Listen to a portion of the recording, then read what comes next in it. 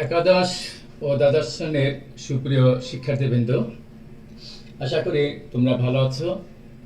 আমি মোহাম্মদ আব্দুল মমিন খান, সহযোগী অধ্যাপক, গণিত বিভাগ, ঢাকা ইম্পেরিয়াল কলেজ, ঢাকা। প্রিয় শিক্ষার্থীবৃন্দ, আজ আমি উচ্চতর গণিত দ্বিতীয় পত্রের ষষ্ঠ অধ্যায় কণিক এই বিষয়ে আমি একটি প্রায় 1 ঘন্টা 15 মিনিট বা 1.5 ঘন্টা ব্যাপী একটি ক্লাস নিব। ইতিমধ্যে তোমরা শুনেছ যে কণিকের 3টি অধ্যায় 6.1, 6.2 এবং 6.3। এই 3টি অধ্যায়ের 6.1 এই অধ্যায়টি হলো পরাবৃত্ত, 6.2 উপবৃত্ত এবং 6.3 এটি হলো অধিবৃত্ত। প্রিয় শিক্ষার্থীবৃন্দ, এই কণিকের ভিতরে কতগুলো সংজ্ঞা আছে, সেই সংজ্ঞাগুলো আমি আজ আলোচনা করব এবং এত সংক্রান্ত অঙ্কগুলো করব। এবং একটি কথা বিশেষভাবে স্মর্তব্য যে আজকে আমি 6.2 অর্থাৎ ইলিপসের বাংলা অর্থ হলো উপবৃত্ত, এই 6.2 উপবৃত্ত বিষয়ে একটি ক্লাস নেব এবং বেশ কিছু অঙ্ক করে দেব। তোমরা, আমার বিশ্বাস, এই ক্লাসটি যদি মনোযোগ সহকারে করো তাহলে যে কোনো অঙ্ক করতে পারবে।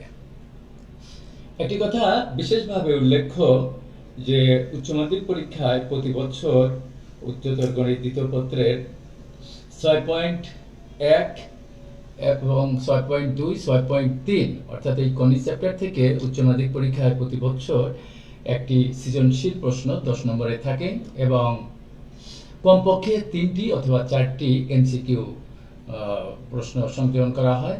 সুতরাং এই অধ্যায়টি অতীব গুরুত্বপূর্ণ। তোমরা এই অধ্যায়টি ভালোভাবে করবে, তাহলে 10 আর 3 13, প্রায় 13-14 নম্বর এই অধ্যায়টি করলে নম্বর উচ্চ মাধ্যমিক পরীক্ষায় পাবে। আমি প্রথমেই আলোচনা করব যে কণিক জিনিসটা কি, কণিক কাকে বলে, কণিকের যে পরাবৃত্ত, উপবৃত্ত, অধিবৃত্ত কখন হয় এবং তাদের আদর্শ সমীকরণ কি, সেগুলো নিয়ে আলোচনা করব। তা প্রথমেই আমি, তোমরা দেখো যে কণিকের 6.1 প্রশ্নলায় যে অঙ্কগুলো আমি পরবর্তীতে করাবো, তার এই অধ্যায়টির নাম হচ্ছে হলো পরাবৃত্ত। পরাবৃত্ত ইংরেজিতে বলা হয় প্যারাবোলা। এবং এই এর আদর্শ সমীকরণ হলো y² = 4ax। আমি প্রথমেই যে এই সমীকরণগুলো চেনার উপায়গুলো বলে দিচ্ছি, তারপর আমি সংজ্ঞা এবং এই অঙ্কগুলো নিয়ে আলোচনা করব। তো প্রিয় শিক্ষার্থীবৃন্দ, তোমরা মনে রাখবা যে কোন সমীকরণকে যদি y² = 4ax এইরকম আকারে পরিণত করা যায়, তাকেই আমরা বলবো প্যারাবোলা বা পরাবৃত্ত। এখানে এর মান 0 বাদে এনি রিয়েল নাম্বার, এর মান 1 হতে পারে, এর মান 2 হতে পারে, এর মান হাফ হতে পারে, এর মান -32 হতে পারে, এর মান 200 কোটি হতে পারে, এর মান 1/33 হতে পারে। এইটা একটি পরাবৃত্ত। এবং আমি এই অঙ্কগুলো করব যখন 6.1 প্রশ্নওয়ালা, তখন তার চেহারা এই যে এরকম হবে। এটা তোমাদের এর একটি বেসিক ইগুলো আমি দিয়ে যাচ্ছি আজ, যে y² = 4ax এর ফিগারটা এরকম হয়। কেন এরকম হয় এবং এত সংক্রান্ত অঙ্ক আমি যখন 6.1 প্রশ্নটা করব সেখানে বলব। আর একটি কথা আমি অনেকবার তোমাদের বলেছি যে এ থেকে যে পর্যন্ত যে 26টা অক্ষর, তার প্রথম 13টাকে সাধারণত আমরা কনস্ট্যান্ট বা ধ্রুব সংখ্যা বলি, আর শেষের যে 13টা, এই 13টাকে আমরা ভেরিয়েবল বা চলক বলে থাকি। তো এখানে এই যে এ কিন্তু কনস্ট্যান্ট, এই এর মান 0 বাদে এনি রিয়েল নাম্বার হবে। What is constant? Constant is a quantity which does not change its value. ইংরেজিতে বলা হয় কনস্ট্যান্ট। এবং তোমরা জানো যে ম্যাথমেটিক্সে 2 ধরনের কনস্ট্যান্ট আছে, একটি হলো ভেরিং কনস্ট্যান্ট বা আরবিটারি কনস্ট্যান্ট। বা ইচ্ছামূলক ধ্রুবক বা অবাধ ধ্রুবক বা অনির্ধারিত ধ্রুবক। এই জন্য বলা হয় এর মান যা ইচ্ছা হতে পারে। এবং আরেক ধরনের কনস্ট্যান্ট আছে যা কোনোদিন চেঞ্জ হয় না, যেমন পাই, যেমন ই। পাই মান 3.1416, সেজন্য এই পাই ই এগুলোকে বলা হয় অ্যাবসলিউট কনস্ট্যান্ট বা পরম ধ্রুবক। এই এর মান আমি একটা উদাহরণ দিই, y স্কয়ার সমান 8x। যদি তোমাদের কেউ বলে যে y square is equal to 8x, এটি কিসের সমীকরণ? তোমরা বলবে যে y স্কয়ার সমান 8x, এই জিনিসটাকে আমরা লিখতে পারি y স্কয়ার সমান পাওয়ার 4 2 x। এই যে a এর মান হলো 2। সুতরাং আমার এখানে এই সমীকরণটাকে y square is equal to 8x, এটিকে যেহেতু আমি y square is equal to 4ax এরকম আকারে পরিণত করতে পারলাম, সুতরাং এটিকেই বলবো আমরা প্যারাবোলা বা পরাবৃত্ত। যদি আমি এখানে মাইনাস দিয়ে দেই, আমি তো এখানে মাইনাস দিয়ে দিই, তখন তার ফিগারটা হবে, হ্যাঁ মনে রাখবে, তখন মাইনাস টিপ দিলে তার ফিগার হবে এরকম। ওকে, আমি আজ তোমাদের একটু ধারণা দিয়ে দিলাম যে আমাদের যে কণিকের তিনটা অধ্যায়, পরাবৃত্ত, উপবৃত্ত এবং অধিবৃত্ত। 6.1 প্যারাবোলা বা পরাবৃত্ত, এর চেহারাটা কেমন, ফিগারটা কেমন, সেই আদর্শ সমীকরণগুলো আমি একটু তোমাদের যাতে বুঝতে পারো সেটা অনুধাবন করার জন্য বলে দিলাম। আর এক ধরনের প্যারাবোলা বা পরাবৃত্ত আছে এবং সেটি চেহারা এরকম হবে। জানো যে এগুলো আমি আর লিখলাম না, এক্স প্রাইম এগুলো তোমরা জানো, আমি যখন এই প্রশ্নটা করব তখন এটা করব। এই ধরনের এটাকেও আমরা আরেক ধরনের প্যারাবোলা বা পরাবৃত্ত বলবো। তখন এই সমীকরণ x স্কয়ার সমান 4ay, এবং যখন এখানে মাইনাস হবে তখন তার চেহারাটা ফিগারটা এরকম হয়ে যায়। আমি শুধু তোমাদের প্যারাবোলার যে আদর্শ সমীকরণ 6.1 প্রশ্নটা এখানে অঙ্কন করতে, এটা হলো এর আদর্শ সমীকরণ এবং 6টি সূত্র দরকার হবে। সেই 6টি সমীকরণ যে এর উপকেন্দ্রের স্থানাঙ্ক কি, শীর্ষবিন্দুর স্থানাঙ্ক কি, নিয়ামকের সমীকরণ কি, দ্বিঘাক্ষের সমীকরণ কি, এগুলো আমি অক্ষরেখার সমীকরণ কি, এরকম 6টা সূত্র আছে। উপকেন্দ্রের স্থানাঙ্ক কি, এরকম 6টি সূত্র আমি অঙ্ক যখন 6.1 করে তখন করব। 6.2 এখানে যে অঙ্কগুলো আছে এটির নাম হলো উপবৃত্ত, ইংরেজিতে বলা হয় ইলিপস। তা ইলিপস চেনার উপায় তোমরা মনে রাখবে, x square by a square plus y square by b square সমান 1। ম্যাথমেটিক্সের কোন সমীকরণকে যদি এরকম আকারে গণিত করা যায় তাকেই তোমরা উপবৃত্ত বলবে। ইলিপস বাংলার নাম হলো উপবৃত্ত। ডিয়ার স্টুডেন্টস, আমি ইলিপস এটা লিখে দিয়েছি E double L I P S C, ellipse মানে হলো উপবৃত্ত। এখন এখানে a b কনস্ট্যান্ট, যদি a is greater than b হয়, ধরো আমি একটা উদাহরণ দিলাম, এখানে থাকলো 25, তাহলে 5 স্কয়ার, এখানে থাকলো 9, 3 স্কয়ার, তাহলে a হলো 5, b হলো 3, স্কয়ার বাদে যা থাকবে সেটাকে a বলবো এখানে, y স্কয়ারের নিচে এখানে স্কয়ার বাদে যা থাকবে সেটাকে বলবো b। আমি যদি এখানে 9 লিখি, 3 স্কয়ার, b মানে 3, আর এখানে যদি 25 লিখি 5 স্কয়ার, 5 স্কয়ার, তাহলে a মানে 5। when a is greater than b, তখন এটার চেহারা, এই ফিগারটা এরকম হয়ে যায়। এটা মনে রাখবে। এখানে যেগুলো আমি লিখছি না x ও x প্রাইম, আমি যখন ফিগার রাখি ডিটেইলস অঙ্কে যাব তখন এগুলো বলবো। এটা হলো এই চেহারাটা, আমি ম্যাথে দুষ্টামি করেছিলাম, এদের বলি যে এটার চেহারা একটা মুরগির ডিমের মতো। অর্থাৎ a greater than b যদি হয় তখন এই মুরগির ডিমটা মাটিতে আছে, ধরে নাও যে মুরগির ডিমটা মাটিতে আছে, তাহলে a is greater than b। আমি এই অধ্যায় আজ সুন্দরভাবে এই অঙ্কগুলো করতে আমার 8টা সূত্র দরকার হবে। সেই 8টা সূত্র আমি ধারাবাহিকভাবে সূত্রগুলো বর্ণনা করব এবং বেশ কিছু অঙ্ক করে দেবো। তাহলে আমার উদ্দেশ্য হলো এই 6.2 উপবৃত্ত, অর্থাৎ ইংরেজিতে বলা হয় ইলিপস, এটি করা। এখন তোমাদের মনে প্রশ্ন যাচ্ছে যে স্যার এ যদি বি চাইতে ছোট হয় সেটা বুঝবো কিভাবে?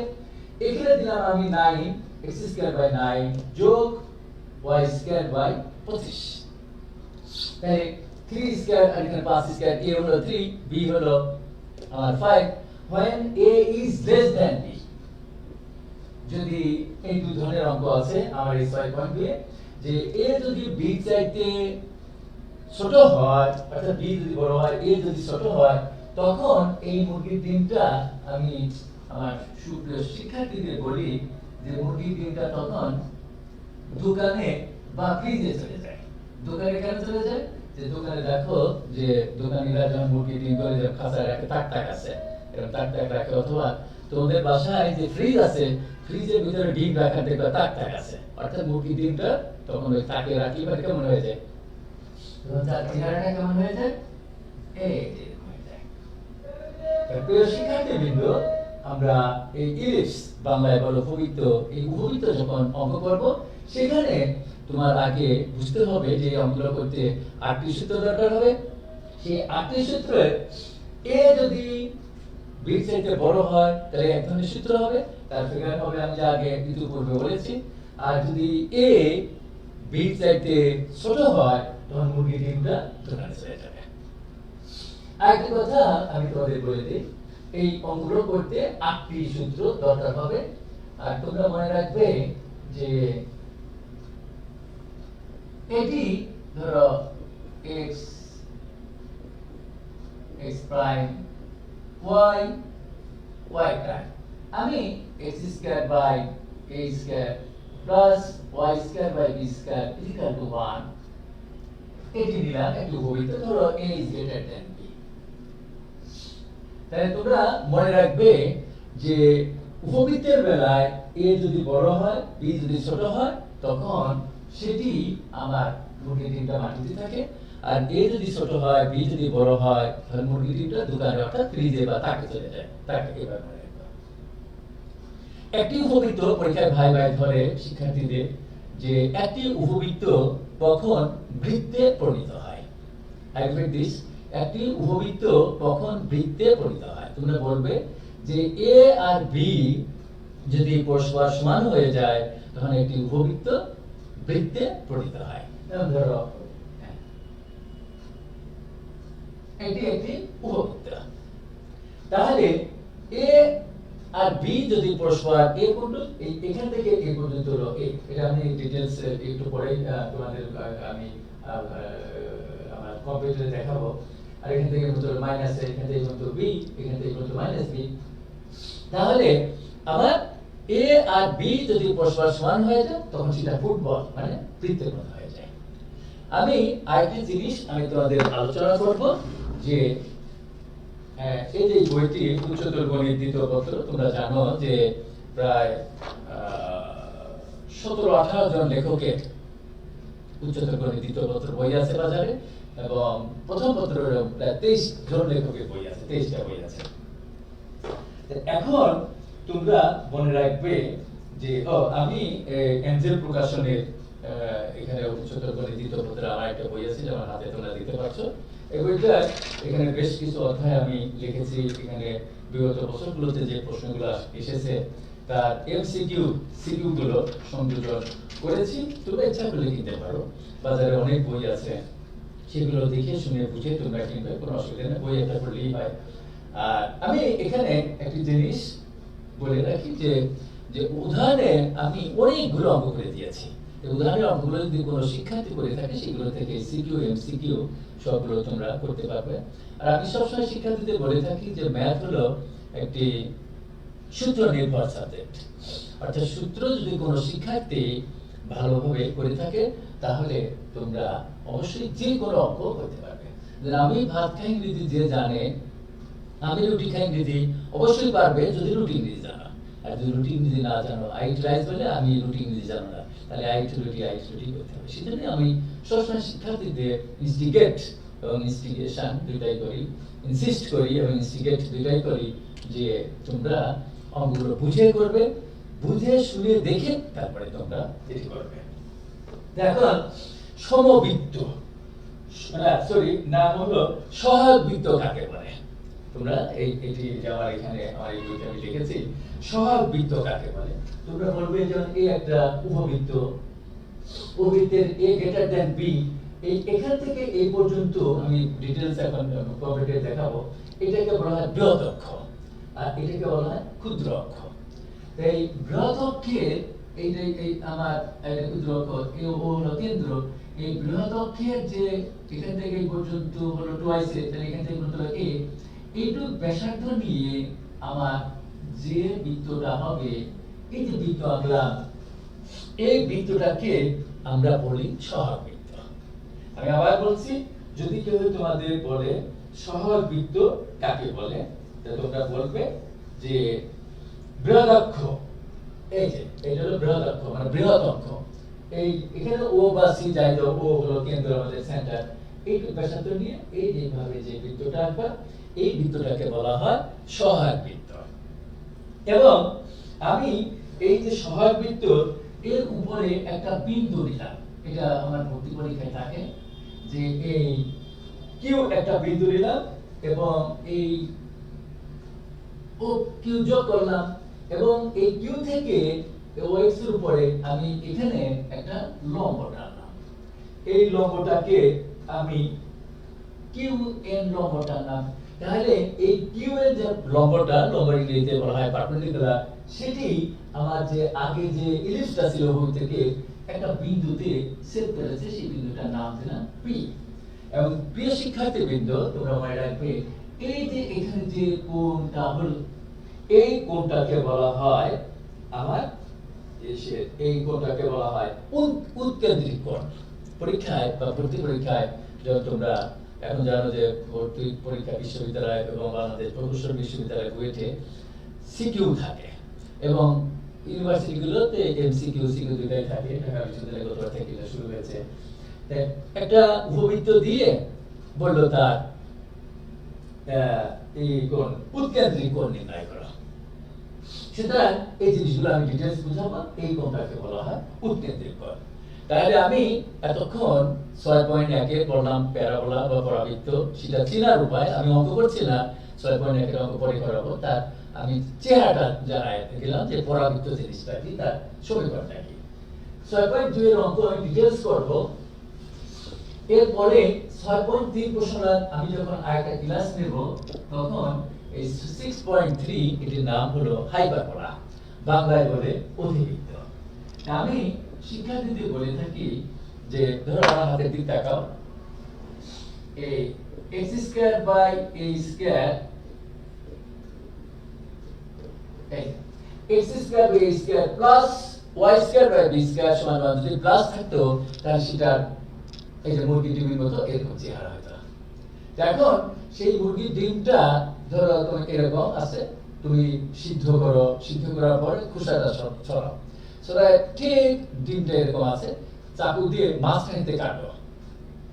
মাঝখানেতে কাটার পরে এইটা যতদূর সরাবে এটাও ততদূর সরাই এরকম ঘুরিয়ে দেবে। তখন আমার এই যে এটা হলো, এখানে ছিল প্লাস, সেখানে মাইনাস হবে, এটার নাম হলো অধিবৃত্ত। ইংরেজিতে বলা হয় হাইপারবোলা। তাহলে ডিয়ার স্টুডেন্টস, আমি কিছুক্ষণ আগে বলেছি x square by a square plus y square by b square সমান 1, সেটি হবে ইলিপস বা উপবৃত্তের সমীকরণ। সেই ইলিপসের জায়গায় যদি প্লাসের জায়গায় আমি মাইনাস দেই, তাহলে সেটাকে বলবো অধিবৃত্ত বা হাইপারবোলা। সেটি আমি 6.3 প্রশ্ন অঙ্ক করব। সেই অঙ্কগুলো করতে আমার আর 10টা সূত্র দরকার হবে। আমি আবার বলি, 6.1 এর অঙ্কগুলো করতে আমার 6টি সূত্র দরকার হবে। 6.2 উপবৃত্তের অঙ্কগুলো করতে 8টি সূত্র দরকার হবে, সেটি আমি এখনই বলবো। আর 6.3 অধিবৃত্ত বা হাইপারবোলার অঙ্কগুলো করতে 10টি সূত্র দরকার হবে। ছোট ছোট সূত্র, সেইগুলোই সিকিউতে থাকবে, সেইগুলোই এমসিকিউতে থাকবে। তাহলে এর চেহারাটা কেমন হবে, ফিগারটা হবে কি এরকম, এরকম হবে। দেখো এরকম ছিল, কাটার পরে এদিক সরাই দিলাম, এই যে ঘুরাই দিলাম, আবার ঘুরাই এই কি করে এই যে মুরগি ডিম হয়ে গেল। তাহলে এটাই হবে। যদি এখানে আমার মাইনাস থাকে, তার চেহারা এরকম হবে। আমি একটা উদাহরণ দিলাম, x square by 16 minus y square by 9 সমান 1। তাহলে এখানে a মানে কত? a মানে হলো 4 আর b মানে কত? 3। আমি যদি এখানে 81 দেই তাহলে 9, a মানে 9। এখানে যদি 36 দেই 6 মানে হলো b। তাহলে এই জাতীয়, আচ্ছা তোমরা ভাবছো যদি এখানে 7 থাকে তাহলে স্কয়ার বাদে যা থাকবে সেটিকে বলবা a, x এর স্কয়ার দিছে, তাহলে √7 হোল স্কয়ার, তখন a হবে √7। এটি মনে রাখবা। যদি এখানে 11 থাকে তাহলে √11 হোল স্কয়ার, স্কয়ার বাদে যা থাকে সেটিকে বলা হয় b, y স্কয়ারের নিচে যা থাকবে, এটা মনে রাখবা। এখন আমি 6.1 প্রশ্নমালার দুই ধরনের প্যারাবোলা বা পরাবৃত্তের কথা বলেছি। 6.2 এর উপবৃত্ত দুই ধরনের করেছি, when a is greater than b and when a is less than b। সেরকম আমার এই 6.3 প্রশ্নমালারও দুই নিয়মের অঙ্ক আছে। সেটি মনে রাখবে যে 6.2 প্রশ্নমালার পার্থক্য বোঝায় a যদি b চাইতে বড় হয় আর a যদি b চাইতে ছোট হয়, এভাবে। বাট এই প্রশ্নমালার অঙ্ক a ছোট না b বড় এটি দেখবে না। তোমরা দেখবে যদি x স্কয়ারটা আগে থাকে, x square by a square minus y square by b square সমান 1, এটি যে একটা অধিবৃত্ত, এই অধিবৃত্তের ফিগারটা তখন এরকম হয়, আমি যেটা বোর্ডে এঁকেছি। এবং এর 10টি অঙ্ক আছে, সেই অঙ্ক প্রত্যঙ্গ মানে 10টি সূত্র আছে, সেটাও আমি পরে তোমাদের যখন 6.3 প্রশ্ন লক্ষ্য করাই সেখানে আমি এটা ডিটেইলস আলোচনা করব। তাহলে আরেক ধরনের অধিবৃত্ত কি আছে? সেটি হলো যদি এরকম থাকে y square by b square minus x square by a square সমান 1, অর্থাৎ y স্কয়ার যদি আগে থাকে x স্কয়ার যদি পরে থাকে তাহলে সেটি চেহারা কেমন হবে, তার ফিগারটা হবে, এগুলো প্র্যাকটিক্যালও তোমাদের কলেজে স্যার ম্যাডামরা পড়াবেন এরকম, তখন তার চেহারাটা হয় এরকম, এটা মনে রাখবে। ও তো কেন্দ্র একটা জানে। আমি একটা উদাহরণ দিই, y square by 81 minus x square by 49 সমান 1। তাহলে এখানে 81, তাহলে 9 স্কয়ার b মানে 9 হবে। আর এখানে x স্কয়ার বাই 49 বলছি, 7 স্কয়ার 7 মানে এ হবে। আর এখানে আমি আবার বলি তোমাদের যে a আর b কে বড় কে ছোট সেটা দেখার বিষয় না, বিষয় হলো y স্কয়ার যদি আগে থাকে তাহলে তার ফিগারটা এরকম হবে। এখন উপবৃত্তের বেলায় a আর b যদি সমান হয় সেটি বৃত্ত হয়ে যায়। মনে রাখবে a আর b যদি পরস্পর সমান হয় তাহলে সেটি একটি বৃত্ত হয়ে যায়। কিন্তু এই অধিবৃত্তের বেলায়, হাইপারবোলার বেলায় 6.3 তে যা আমি তোমাদের আলোচনা করব সামনের দিনগুলোতে, সেখানে a আর b যদি পরস্পর সমান হয়ে যায় তখন সেটিকে বলা হয় রেক্ট্যাঙ্গুলার হাইপারবোলা। আমি আবার বলছি, সেটি তখন বলা হয় রেক্ট্যাঙ্গুলার হাইপারবোলা। এটা মনে রাখবে। যেমন আমি বললাম যে x square minus y square সমান 4, বা আমি এখানে 64 দিলাম বা 25 দিলাম বা 36 দিলাম 49 দিলাম, এটি কিসের সমীকরণ? সরলরেখা না বৃত্ত না উপবৃত্ত না পরাবৃত্ত না অধিবৃত্ত? তখন তোমরা দেখো, যদি আমি এখানে প্লাস দিতাম তাহলে এটা বৃত্ত হয়ে যেত, যার কেন্দ্র 0 ছিল এবং ব্যাসার্ধ 2। কিন্তু যেহেতু এখানে মাইনাস আছে তখন এটিকে আমরা বলবো কিভাবে পরিণত করা যায়? 4 দিয়ে ভাগ করো, x square by 4 minus y square y, or x square by 2 square minus y square by 2 square equal to 1। যেহেতু এখানে এর মানও 2 বির মানও 2, তখন এটাকে বলা হয় রেক্ট্যাঙ্গুলার হাইপারবোলা। আমি যদি এরকম লিখি y square minus x square, এগুলো এমসিকিউ তেও থাকবে, y square minus x square সমান 4, সেটিকেও আমরা রেক্ট্যাঙ্গুলার হাইপারবোলা বলবো। তার প্রিয় শিক্ষার্থীবৃন্দ, এতক্ষণ আমি এই কণিকের মোটামুটি এটা আলোচনা করলাম যে 6.1 প্রশ্নমালা যে প্যারাবোলা বা পরাবৃত্ত অঙ্কগুলো করব, তার আদর্শ সমীকরণটা কি, তার ফিগারটা কেমন হবে, তার সূত্রগুলো আমি পরে বলবো। অঙ্গ প্রত্যঙ্গর কথা আমি বলি কি কি সূত্র দরকার হবে। 6.2 প্রশ্নমালা উপবৃত্ত যেটা আমি এখন করাবো, সেখানে আমি তোমাদের বলছি যে উপবৃত্তর আদর্শ সমীকরণ কি, দুই ধরনের উপবৃত্ত আছে, কখন একটা উপবৃত্ত বৃত্তে পরিণত হয়, আবার আমার এসে যে সহায়ক বৃত্ত কাকে বলে, সহায়ক বৃত্ত আমি এটি তোমাদের বলেছি, আর উৎকেন্দ্রিক কোণ কাকে বলে এটাও আমি বলেছি। আর 6.3 প্রশ্নমালা ভবিষ্যতে আমি যে কোনো একটা দিন করাবো, সেটি হলো আমার হাইপারবোলা, বাংলায় বলে অধিবৃত্ত, এবং একটি অধিবৃত্তের কি কি 8-10টা সূত্র আছে একটি অধিবৃত্তের আদর্শ সমীকরণ কি সেটি আমি তোমাদের স্ট্যান্ডার্ড সমীকরণ, আদর্শ সমীকরণ বা প্রমিত সমীকরণ কি সেটি আমি তোমাদের আলোচনা করেছি। তো এখন তোমাদের এই কথাটি তোমরা 9, 10 এবং উচ্চতর গণিত প্রথম পত্রের সরলরেখা থেকে শিখে এসেছো যে ম্যাথমেটিক্সে সরলরেখা হোক, বৃত্ত হোক, উপবৃত্ত হোক, যে কোনো বিন্দু দুটা জিনিস নিয়ে গঠিত, ভুজ আর কোটি। অ্যাবসিসা মানে হলো ভুজ আর অর্ডিনেট মানে কোটি।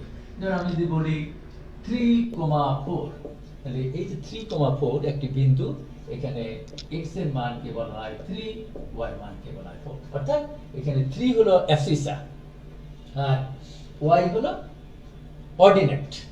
তাহলে অ্যাবসিসা এবং অর্ডিনেট নিয়েই হলো কোঅর্ডিনেটস, অর্থাৎ স্থানাঙ্ক নিতে বলা হয় কোঅর্ডিনেটস। এটা হলো ভুজ, এটা কোটি। x এর মানকে বলা হয় ভুজ, y এর মানকে বলা হয় কোটি।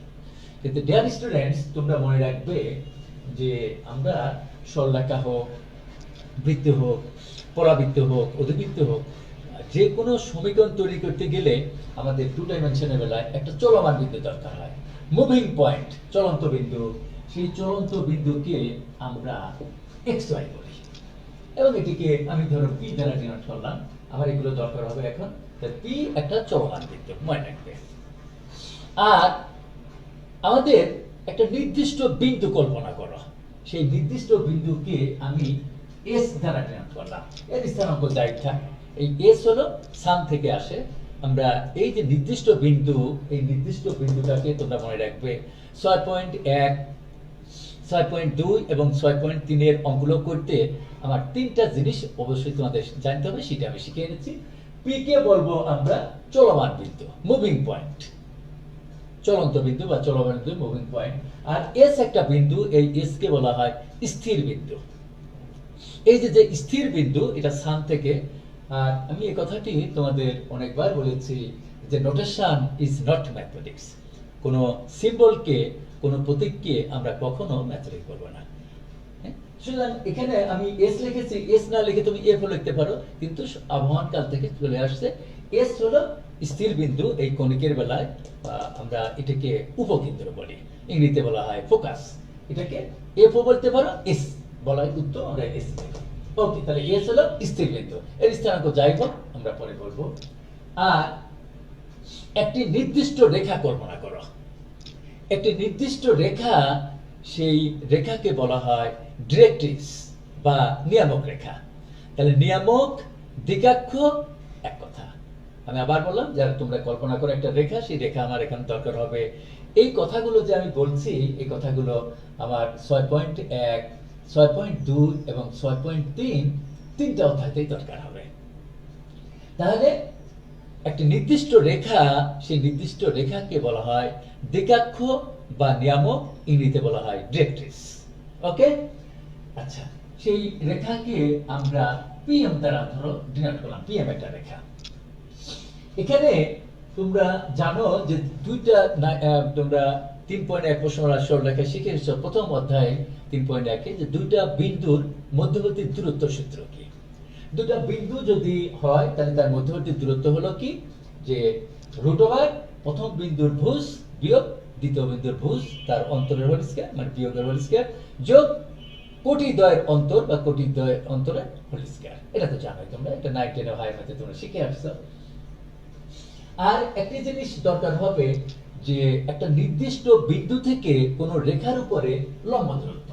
এই জিনিসটি আমি ধরো একটি বিন্দু আমি নিলাম P এবং তার স্থানাঙ্ক h কে আলফাবেটাও দিতে পারো, x দিতে পারো, এবং আমি এখানে একটি নির্দিষ্ট রেখা কল্পনা করলাম। সেই রেখাটার সমীকরণ হলো ax by c সমান 0। এটা হলো আমার একটি সরলরেখার আদর্শ সংখ্যা। তোমরা ফার্স্ট ইয়ারে 3.1 প্রশ্নটা, 3.2, 3.3, 3.8 পর্যন্ত যে স্ট্রেট লাইনের সরলরেখার যে অধ্যায়টা আছে সেখানে শিখে আসছো। ax by c সমান 0, এটি হলো একটি সরলরেখার আদর্শ সমীকরণ। এখন ম্যাট্রিক্সে 3 ধরনের দূরত্ব আছে। বিন্দু থেকে বিন্দু দূরত্ব, কোন নির্দিষ্ট বিন্দু থেকে কোন রেখার উপর পারপেন্ডিকুলার ডিসটেন্স লম্ব দূরত্ব, আর রেখার দূরত্ব। তাহলে দূরত্ব 3 ধরনের হয়, বিন্দু থেকে বিন্দু, বিন্দু থেকে রেখার আর রেখা থেকে রেখার 3 ধরনের দূরত্ব আছে। তাহলে আজ আমার এই জিনিসগুলো তোমাদের দরকার হবে যে একটি নির্দিষ্ট বিন্দু থেকে পুরো রেখার উপরে যদি পারপেন্ডিকুলার ডিসটেন্স বের করতে চাও, লম্ব দূরত্ব বের করতে চাও, তখন এই সূত্রটি লিখবে। absolute value of a is plus bk plus c by a square plus b square। এই সূত্রটি আমার 6.1, 6.2 এবং 6.3 অর্থাৎ পরাবৃত্ত, উপবৃত্ত, অধিবৃত্ত তিনটি অধ্যায়তে আমার এই চেষ্টা করা হবে। এটি হলো perpendicular distance from a fixed point to any straight line। অর্থাৎ একটি নির্দিষ্ট বিন্দু থেকে কোন রেখার উপর যদি লম্ব দূরত্ব perpendicular distance বের করতে চাও, তখন এই সূত্রটি ইউজ করবে। এটা আমার কিছুক্ষণের পরে দরকার হবে। আর একটি কথা বলে দেই যে তোমরা 7, 8, 9, 10 এ a plus b whole square এর সূত্র শিখে এসেছো। এখানে আমার এই সূত্রটাও দরকার হবে, a plus b plus c whole square। এটি সূত্র, এটি তোমরা খেয়াল করো। এগুলো না জানলে আমার এই অঙ্কগুলো, অর্থাৎ একজন শিক্ষক হিসাবে তোমার কি কি প্রবলেম হতে পারে এবং তার আমি সেই সমস্যাগুলো আগে আমি সেগুলো সলভ করার চেষ্টা করছি। ওকে, এটা বোঝার চেষ্টা করো। তাহলে a plus b plus c whole square সমান a square plus b square plus c square plus 2ab plus 2bc plus 2ca। এই যে সূত্রটা আমার 6.1, 6.2, 6.3 এর অঙ্কগুলোতে আমাদের দরকার হবে। এবং যদি আমি এরকম করি, এখানে মাইনাস দিলাম, এখানে প্লাস, তখন হবে a square plus b square plus c square minus 2ab plus minus 2bc plus 2ca। চারটা সূত্র আছে। আমি যদি এখানে প্লাস দিয়ে এখানে মাইনাস দেই, তাহলে কি হবে a square plus b square plus c square plus 2ab minus 2bc minus 2ca।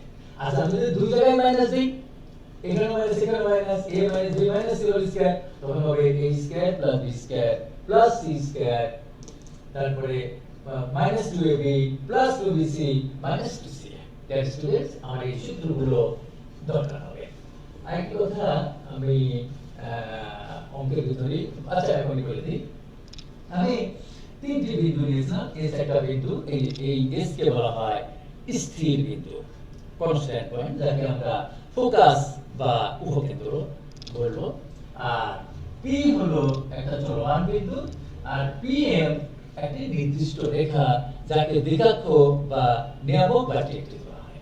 আমার দরকার হবে ধরো এসপি, তাহলে এস হলো উপকেন্দ্র, একটা নির্দিষ্ট বিন্দু থেকে চলমান বিন্দুর দূরত্ব এসপি। তাহলে এখানে এস বিন্দুর স্থানাঙ্ক জানা, আমাদের পি বিন্দুর স্থানাঙ্ক জানা, দূরত্বের সূত্র তো তোমরা জানো, সেভাবে আমি এটা বের করব। আর তোমরা মনে রাখবে যে পিএম হলো পি বিন্দু থেকে যে দ্বিঘাক্ষ তার উপরে পারপেন্ডিকুলার ডিসটেন্স, সেটাকে আমি পিএম বললাম। এই যে দূরত্ব, এই দূরত্বকে এই লম্ব দূরত্বে ভাগ করলে একটা ধ্রুব সংখ্যা পাওয়া যায়, সেটিকে আমরা ই দ্বারা ডিনোট করলাম। ই কেন বলি সেটা পরে বলছি। ধরো এমন হতে পারে এস থেকে পি বিন্দুর দূরত্ব হলো 10 একক, 10 হাত হতে পারে, 10 মাইল হতে পারে, 10 কিলোমিটার হতে পারে, 10 ইঞ্চি হতে পারে, 10 ফুট হতে পারে, যাই হলো 10 একক। আর যে পিএম, পি বিন্দু মানে চলমান বিন্দু থেকে যে দ্বিঘাক্ষ, এম হলো দ্বিঘাক্ষের উপরে একটা বিন্দু, পিএম হলো perpendicular distance from P to directrix, to the directrix. এখন এই পিএম এর দূরত্ব ধরো 5, তাহলে 10 কে 5 দিয়ে ভাগ করলে কত হলো? 2। তাহলে এই মান 2 হলো, মনে রাখো। আচ্ছা, এমন হতে পারে না যে এসপি অর্থাৎ এস থেকে পি বিন্দুর দূরত্ব 10, আর যে পিএম অর্থাৎ চলমান বিন্দু বি থেকে দ্বিঘাক্ষের উপরে, নিয়ামকের উপরে, ডিরেক্ট্রিক্সের উপরে যে লম্ব দূরত্ব সেটাও 10। তাহলে 10 কে 10 দিয়ে ভাগ করলে কি হয়? 1। তাহলে এর মান 1 হতে পারে। আচ্ছা, আমি এমন কি হতে পারে না যে এখানে এসপি হলো 10 আর পিএম এর দূরত্ব হলো 20, তাহলে 10 কে 20 দিয়ে ভাগ করলে কত হয়? হাফ। তাহলে এর মান দেখো হাফ হতে পারে, অর্থাৎ এক সাইডে। তাহলে কি হতে পারে? এর মান 1 হতে পারে, এর মান গ্রেটার দ্যান 1 হতে পারে, এর মান লেস দ্যান 1 হতে পারে। এটা হাফ হলো, সেটা অবশ্যই একের চাইতে ছোট। আর এর মান 1 এর চাইতে বড় হতে পারে। 1 এর চাইতে বড় মানে কি 2 হতে পারে, 3 হতে পারে, 4 হতে পারে, 4.5 হতে পারে, যাই ভগ্নাংশ হতে পারে। তারপরে 29 হতে পারে, 200 কোটি হতে পারে। কিন্তু ট্রাই টু রিমেম্বার, প্রিয় শিক্ষার্থীবৃন্দ, এই এর মান কোনদিন ঋণাত্মক হতে পারে না। তাহলে দূরত্বকে দূরত্বে ভাগ করলে কোনদিন সেটা ঋণাত্মক হতে পারে না। সুতরাং এর মান প্রশ্নই আসে না, সে ঋণাত্মক হতে পারে না। তাহলে এর মান 1 হতে পারে, এর মান একের চাইতে বড় হতে পারে। একের চাইতে বড় কত দূর? 2, 3, 4 কোটি কোটি কোটি কোটি, কিন্তু ইনফিনিটি থেকে ছোট হতে হবে। এবং আমি এই কথাটি তোমাদের অনেকবার বলেছি যে এই যে আমরা ইনফিনিটি দেখি, ইনফিনিটি কিন্তু কোনো সংখ্যা না। তোমরা যদি প্রশ্ন করো যে স্যার ইনফিনিটির মান কত, ইনফিনিটি এটা হলো একটি প্রতীক মাত্র। প্লাস ইনফিনিটি বলো, মাইনাস ইনফিনিটি বলো, এটি শুধু প্রতীক মাত্র, নট একটি সংখ্যা। ইনফিনিটির কোনো মান নাই। সুতরাং তোমরা যদি বলো যে স্যার ইনফিনিটি কি, একটি প্রতীক মাত্র, সুতরাং ইনফিনিটির মান কত এটা বলা যাবে না। Minus infinity, plus infinity. এখানে আমি একটি কথা তোমাদের বলে দিই, এইভাবে যদি লেখো সেটি হলো আলফা। আর যদি এরকম বড় ফাঁকা রাখো, এটা আঙ্গুল দিলাম, হাত লাগে না, এরকম বড় ফাঁকা যদি থাকে সেটাকে বলা হয় সমানুপাতিক চিহ্ন, ভেরিজেস। ওদের নিউটনের দ্বিতীয় সূত্রের সাহায্যে তোমরা প্রমাণ করেছো F = ma বা P = mf। ওইখানে যে চিহ্ন দাও, কে সমানুপাতিক চিহ্ন কে দেওয়ার আগে, তখন এই যে এটার নাম হলো প্রপোর্শনাল টু বা ভেরিজেস বা সমানুপাতিক চিহ্ন। আর এই চিহ্নটা মুখ লেগে যে যাওয়া ভাব এক্সট্রা লাগিয়ে দেয়, তখন এর নাম হলো infinity. This is alpha, this is varies as মানে সমানুপাতিক চিহ্ন, এবং এটির নাম হলো ইনফিনিটি, অসীম। এখন সেজন্য তোমাদের মনে রাখতে হবে যে আমাদের এর মান 1 হতে পারে, 1 এর চাইতে ছোট হতে পারে, 1 এর চাইতে বড় হতে পারে। এইভাবে আমি এই অঙ্কগুলোর আমি একটু বেসিক আলোচনা করলাম। এখন আমি 6.2 প্রশ্নমালার অর্থাৎ উপবৃত্তের আমি ডিটেইলস তোমাদের এই অধ্যায়টি করাবো, তোমরা দেখো।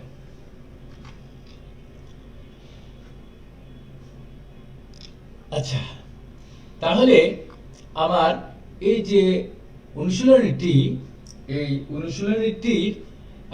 থেকে আমরা আজকের ক্লাস শেষে যা যা শিখতে পারবো, জানতে পারবো, বুঝতে পারবো, সেটি হলো কণিক, বিভিন্ন ধরনের কণিক, চিত্রের সাথে কণিক উপস্থাপন, উপবৃত্ত ও উপবৃত্তের আদর্শ প্রমিত সমীকরণ, যা আমি উপরে কিছু আলোচনা করেছি, উপবৃত্তের বিভিন্ন আকার, উপবৃত্তের সাধারণ সমীকরণ, কোন সরলরেখা উপবৃত্তে স্পর্শক হওয়ার শর্ত ও স্পষ্ট বিন্দুর স্থানাঙ্ক নির্ণয়, এত সংক্রান্ত সংজ্ঞা, প্রয়োগ এবং এর সমাধান, এটা আমি আলোচনা করেছি।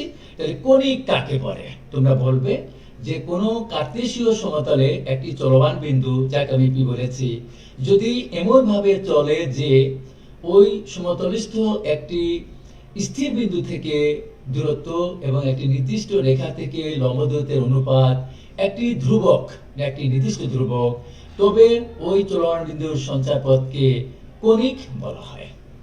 আমি আবার রিপিট করছি, SP/PM, যা আমি কিছুক্ষণ আগে প্রিয় শিক্ষার্থীবৃন্দ তোমাদের বোর্ডে দেখিয়েছি, এটাই হলো যে SP/PM সমান E। এই যে E যে কনস্ট্যান্ট, এই কনস্ট্যান্টকে E ধ্রুবক, এটিকে বলা হয় উৎকেন্দ্রিকতা বা বিকেন্দ্রিকতা, এবং ইংরেজিতে এটিকে বলা হয় ইসেন্ট্রিসিটি। ইসেন্ট্রিসিটির প্রথম অক্ষর যেহেতু E, সেজন্য E দ্বারা ডিনোট করা হয়। এখন এই এর মান যদি 1 হয়, তাহলে এটি হবে পরাবৃত্ত। এটা এমসিকিউতে তোমাদের পরীক্ষা আসে, প্যারাবোলা, যা আমি 6.1 প্রশ্নমালায় তোমাদের শিখাবো। 0 এর চাইতে বড় আর এর মান যদি 0 এর চাইতে বড়, 1 এর চাইতে ছোট হয়, অর্থাৎ 0 is less than E less than 1, তখন এটি ইলিপস হবে, উপবৃত্ত হবে, যা আজ আমি করাবো। এর মান যদি 1 এর চাইতে বড় বাট ইনফিনিটির চাইতে ছোট হতে হবে। এখানে অনেকে ইনফিনিটি লেস গ্রেটার দ্যান দেন, ইনফিনিটির থেকে ছোট হতে হবে, তাহলে এটি হবে অধিবৃত্ত বা হাইপারবোলা, যা 6.3 প্রশ্নমালা আমি পরবর্তী একটা ক্লাসে করাবো। এখানে এই যে জিনিসটা E greater than 1 লেখা আর 1 less than E less than infinity, এইভাবেও অনেকে লেখে, সেটাই বললাম। এটা করতে পারো বা এখানে লিখতে পারো ইনফিনিটি গ্রেটার দ্যান ই গ্রেটার দ্যান 1, অর্থাৎ ইনফিনিটি থেকে আমার ছোট হতে হবে। প্রিয় শিক্ষার্থীবৃন্দ, এই 6.2 প্রশ্নটা যেহেতু আমি কথা দিয়েছি যে আমি আজকের ক্লাসটি নিব মূলত 6.2 এর উপবৃত্তের উপরে, তো উপবৃত্ত চেনার উপায় আমি বলেছি। দেখো, x²/16 যোগ y²/9 সমান 1, x²/4² plus y²/3² equal to 1, এটি একটি উপবৃত্ত। এখানে a মানে 4, b মানে 3। যদি সমীকরণটি এটাই হলো অঙ্ক, এগুলো জানলে তোমরা সিকিউ এবং এমসিকিউ সবই তোমরা অ্যান্সার দিতে পারবে। তো এখানে 9x² প্লাস 25y² সমান 225, এটি যদি এই স্কয়ার না দিতাম, x এর উপর স্কয়ার y এর উপর স্কয়ার না থাকতো, তাহলে এটা স্ট্রেট লাইন সরলরেখা হয়ে যেত। যেহেতু এখানে স্কয়ার আছে, তাহলে এটি আমি এরকম আদর্শ সমীকরণে পরিণত করলাম। y পক্ষকে 225 দিয়ে ভাগ করে x²/25 যোগ y²/9 সমান 1, তাহলে x²/5² প্লাস y²/3² সমান 1, তাহলে এখানে a মানে 5, b মানে 3। সুতরাং এটি জানছো, এটা একটি উপবৃত্ত। এইটু ঢাকা বোর্ডে একবার এসেছিল, 3x² প্লাস 4y² সমান 12, এটিও একটি উপবৃত্তের সমীকরণ। আগে 12 দিয়ে ভাগ করে, এখানে সবসময় ফর্মুলা 1, এখানে ফর্মুলা 1 টাইনে রাখতে হয়।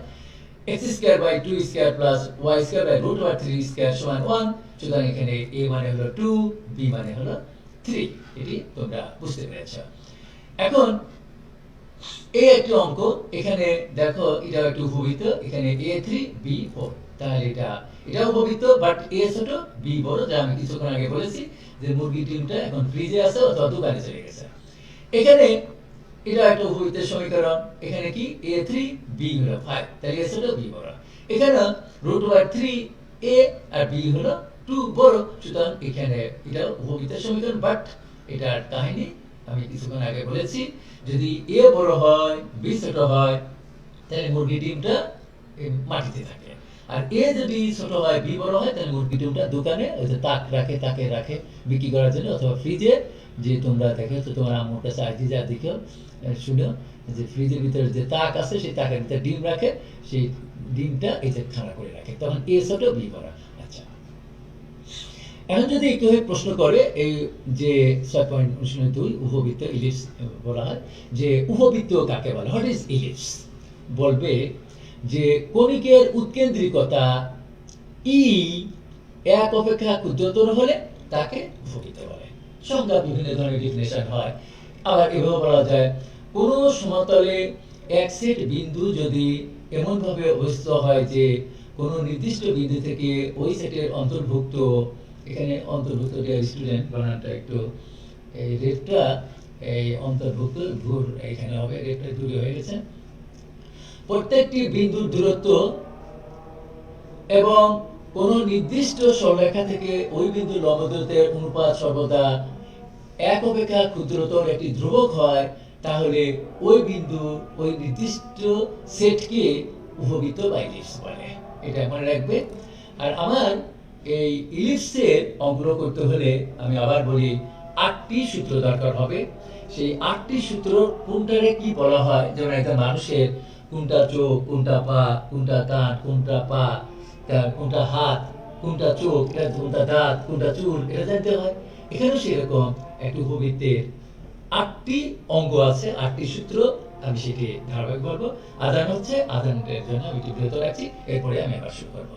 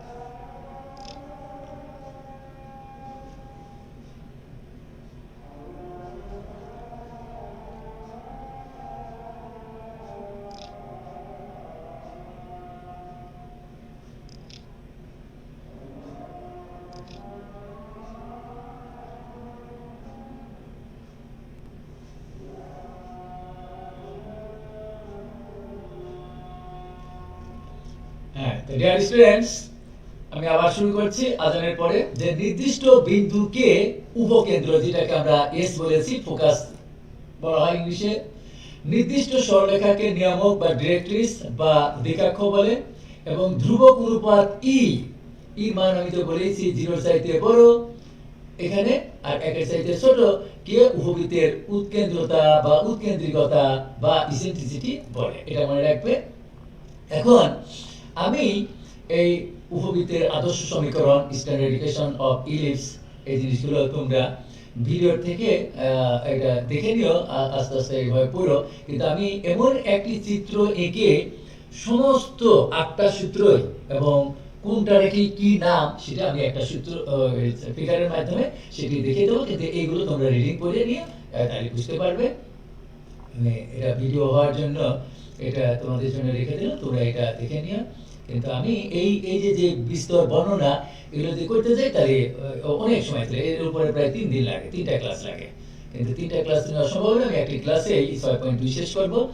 এখন এই যে এই চিত্রটিও তোমরা দেখবে, উপকেন্দ্র জিনিসটা কি, দেখার জিনিসটি, কিন্তু আমি এগুলো সব ধারাবাহিকভাবে আমি একটা চিত্রের মাধ্যমে বলবো। এই যে উপকেন্দ্রিক লম্ব, লেটাস রেক্টাম বা নাভি লম্ব, এর দৈর্ঘ্য কি, এগুলো আমি বলবো। এগুলো তোমরা রিডিং করে নিবা এখান থেকে। ওকে, এগুলো আমি আগে যে উপবৃত্তের আদর্শ সমীকরণ x square by a square plus y square b square equal to 1 এটা আমি বলেছি। ওকে, এটা দেখবা। আচ্ছা, হ্যাঁ, এই যে এই চিত্রটার থেকে আমি এর যে কারে কি বলে, আর যদি তুমি হাতরে বললে মাথা, মাথারে বললে পা, তাহলে কি হবে? হবে না। একজন মানুষ হিসেবে তোমার জানতে হবে তোমার কোন অঙ্গকে কি বলা হয়। তো এখানে সেরকম মনে রাখবে যে আমি যে চিত্রটা এখানে এঁকেছি, এই চিত্রটার দেখো প্রয়োজনীয় সূত্রাবলী x square by a square plus y square by b square সমান 1 when a is greater than b, অর্থাৎ a যখন b চাইতে বড় তখন আমার এই যে সূত্রগুলো, আমি এই সূত্রগুলো আমি বুঝাবো। তাই এখন চিত্রের মাধ্যমে আগে দেখা যাচ্ছে। ওকে, এই চিত্রটার মাধ্যমে সমস্ত সূত্রগুলো বলবো। এটি হলো, আমি বলছি যে মুরগির ডিমটা কোথায় আছে? মাটিতে আছে। তাহলে তোমরা মনে রাখবে এই যে সি, এই সি কে বলা হয় কেন্দ্র। আমি আবার বলছি, সি কে বলা হয় কেন্দ্র। এই কেন্দ্রের স্থানাঙ্ক 0 0। তাহলে তোমরা বুঝতে পারো সি হলো সেন্টার, উপবৃত্তের কেন্দ্রের স্থানাঙ্ক 0 0, উপবৃত্তের কেন্দ্রের স্থানাঙ্ক 0 0। এখানে সাধারণত মূল বিন্দুকে আমরা ও দ্বারা ডিনোট করি, কিন্তু এই ক্ষেত্রে আমরা ও না দিয়ে সি দিয়েছি সেন্টার, সেন্টার মানে কেন্দ্র। তাহলে কেন্দ্রের স্থানাঙ্ক 0 0, যেটি এই যে আমার এখানে এক নজরে সব সূত্রগুলো তোমরা এখান থেকে দেখে নিও, কিন্তু আমি এখন তোমাদের বোঝানোর জন্য এখানে বলে দিচ্ছি। সি হলো সেন্টার, কেন্দ্রের স্থানাঙ্ক 0 0, যা ওই 8টা বা 10টা সূত্রের ভিতরে পাবে। এ প্রাইম, দেখো আমি যদি এই উপবৃত্তের আমি যদি y মান প্রথমে 0 ধরি, তাহলে 0 স্কয়ার বাই b স্কয়ার মানে এটা 0, তাহলে x square by a square সমান 1, অতএব x স্কয়ার সমান a স্কয়ার, অতএব x equal to plus minus এর দুইটা বিন্দু পাবা। আবার যদি x এর মান 0 ধরি, y এর দুইটা মান পাবো, একটা হলো প্লাস b, একটা মাইনাস b। সেরকম ভাবে আমি এই যে এখানে a একটা বিন্দু আর a প্রাইম একটা বিন্দু, তোমরা এই পাশে a দিতে পারো, এই পাশে a প্রাইম দিতে অসুবিধা নাই। তাহলে a থেকে a প্রাইম এই যে দূরত্ব, এই দূরত্বটাকে বলা হয় বৃহৎ অক্ষ। আমি আবার রিপিট করছি, এটাকে বলা হয় বৃহৎ অক্ষ। এবং এই বৃহৎ অক্ষের যে প্রান্ত বিন্দু a, এর স্থানাঙ্ক আবার a প্রাইমের স্থানাঙ্ক, এটা যেহেতু ডাইনে, তাহলে এর স্থানাঙ্ক হবে a, 0, আর এটার স্থানাঙ্ক হবে -a, 0, কারণ x অক্ষের উপর y মান 0। সিমিলারলি এই b এবং b প্রাইম, এটাকে বলা হয় বৃহৎ অক্ষ। এই বৃহৎ অক্ষের দৈর্ঘ্য হবে 2b। তাহলে তোমরা একেবারে টুটা পাখির মতো মুখস্থ করবে যে উপবৃত্তের ক্ষুদ্র অক্ষের দৈর্ঘ্যকে বলা হয় 2b, আর বৃহৎ অক্ষের দৈর্ঘ্যকে বলা হয় 2a। এবং এই b বিন্দু, এই ক্ষুদ্র অক্ষের যে b একটা প্রান্ত বিন্দু, এর স্থানাঙ্ক হবে 0, b, আর b প্রাইম হবে 0, -b। ওকে, আর এই যে s, এই s কে বলা হয় উপকেন্দ্র বা ফোকাস। আমি আবার বলছি, s রে বলা হয় উপকেন্দ্র বা ফোকাস। একটা উপবৃত্তের দুইটি ফোকাস থাকে, একটা হলো বামে, একটা ডাইনে। এখানে s একটা উপকেন্দ্র, s প্রাইম একটা উপকেন্দ্র। ডিয়ার স্টুডেন্ট, তোমরা এখানে ডাইনে s দিতে পারো, বামে s প্রাইম দিতে পারো। আমি এখানে বামেই s দিয়েছি, ডাইনে s প্রাইম দিয়েছি। আমি অনেকবার বলেছি যে নোটেশন ইজ নট ম্যাথমেটিক্স। কোনো সিম্বলকে, কোনো প্রতীককে আমরা কখনো ম্যাথমেটিক্স বলবো না। শিখে রাখো, এস কে বলা হয় উপকেন্দ্র বা ফোকাস, এস প্রাইমও উপকেন্দ্র বা ফোকাস। ডাইনে যদি থাকে তাহলে তার স্থানাঙ্ক হবে প্লাস মাইনাস এই কমা 0, আর বামে যদি থাকে মাইনাস এই কমা 0, এটা মনে রাখবে। এবং এই উপকেন্দ্র দিয়ে বা এই ফোকাস দিয়ে যে রেখাটি যায় এল এল প্রাইম, এই রেখাটিকে বলা হয় নাভিলম্ব বা উপকেন্দ্রিক লম্ব বা লেটাস রেক্টাম, ইংরেজিতে বলা হয় লেটাস রেক্টাম। এবং এই উপকেন্দ্রিক লম্বের দৈর্ঘ্য হবে 2b²a। এই সূত্রগুলোর প্রমাণ আমি বললাম, এই যে এখানে আগে যে আমি এখানে সবগুলো প্রমাণ, এই যে এল এল প্রাইম সমান 2b²a কেন হয়, যা উপকেন্দ্রিক লম্বের দৈর্ঘ্য, এই ডিটেইলস তোমরা ভিডিও থেকে এটা পড়ে দিও, সেটা আমি পড়ে বলছি, পড়লেই তোমরা পারবা। তার বেসিক জিনিসগুলো আমি আলোচনা করে দিচ্ছি। এখন এটা একটা উপকেন্দ্রিক লম্ব এল এল প্রাইম, এই এস প্রাইম দিয়ে যদি এখানে দিয়েও আর একটা উপকেন্দ্রিক লম্ব, তার দৈর্ঘ্য সমানই। আর এই যে এম জেড, এখানে ইচ্ছা করলে এম প্রাইম দিতে পারো এখানে। এই যে রেখাটা, এই রেখাটাকে বলা হয় দিগাক্ষ বা নিয়ামক, ইংরেজিতে বলা হয় ডিরেক্ট্রিস। একটা ডিরেক্ট্রিস ডান দিয়ে যায়, একটা হলো বাম দিয়ে যায়। এই দিগাক্ষ বা নিয়ামকের বা ডিরেক্ট্রিসের সমীকরণ হবে x সমান plus minus a by e। Plus কখন, যদি ডান দিকে যে রেখাটা যায় সেটা হবে x equal to plus a by e, আর বাম দিয়ে যেটা যে দিগাক্ষটা যায় এটাকে বলা হয় x সমান মাইনাস a বাই e। এবং l l প্রাইম, এই যে উপকেন্দ্রিক লম্ব বা লেটাস রেক্টাম, এটাকে উপকেন্দ্রিক লম্বর দৈর্ঘ্য যদি বলো তাহলে হবে 2b²a। আর যদি উপকেন্দ্রিক লম্বের সমীকরণ বলো তাহলে এটা হলো আমার y এর সমান্তরাল, x ইকুয়াল টু হবে প্লাস মাইনাস a। একটি হলো ডান দিয়ে যায়, একটা বাম দিয়ে যায়। তাই এই সূত্রগুলোই আমি আবার বলে দেই। c হলো কেন্দ্র, a থেকে a প্রাইম এটা হলো বৃত্তকের দৈর্ঘ্য, b থেকে b প্রাইম এটা হলো ক্ষুদ্রকের দৈর্ঘ্য, l l প্রাইম এটা হলো উপকেন্দ্রিক লম্ব, উপকেন্দ্রিক লম্ব, s হলো উপকেন্দ্র, s প্রাইম উপকেন্দ্র, দুটো উপকেন্দ্র। আর এই যে m z, আপনি যে m প্রাইম দিতে পারো, এই যে রেখাটি, আর এই যে m প্রাইম z প্রাইম, এই যে আবার এখানে m প্রাইম দিতে পারো, বা ডাবল প্রাইম দিয়ে যেতে হবে, এখানে একটা অক্ষর আছে। এই যে রেখাটি, এই রেখাটিকে বলা হয় দিগাক্ষ বা নিয়ামক।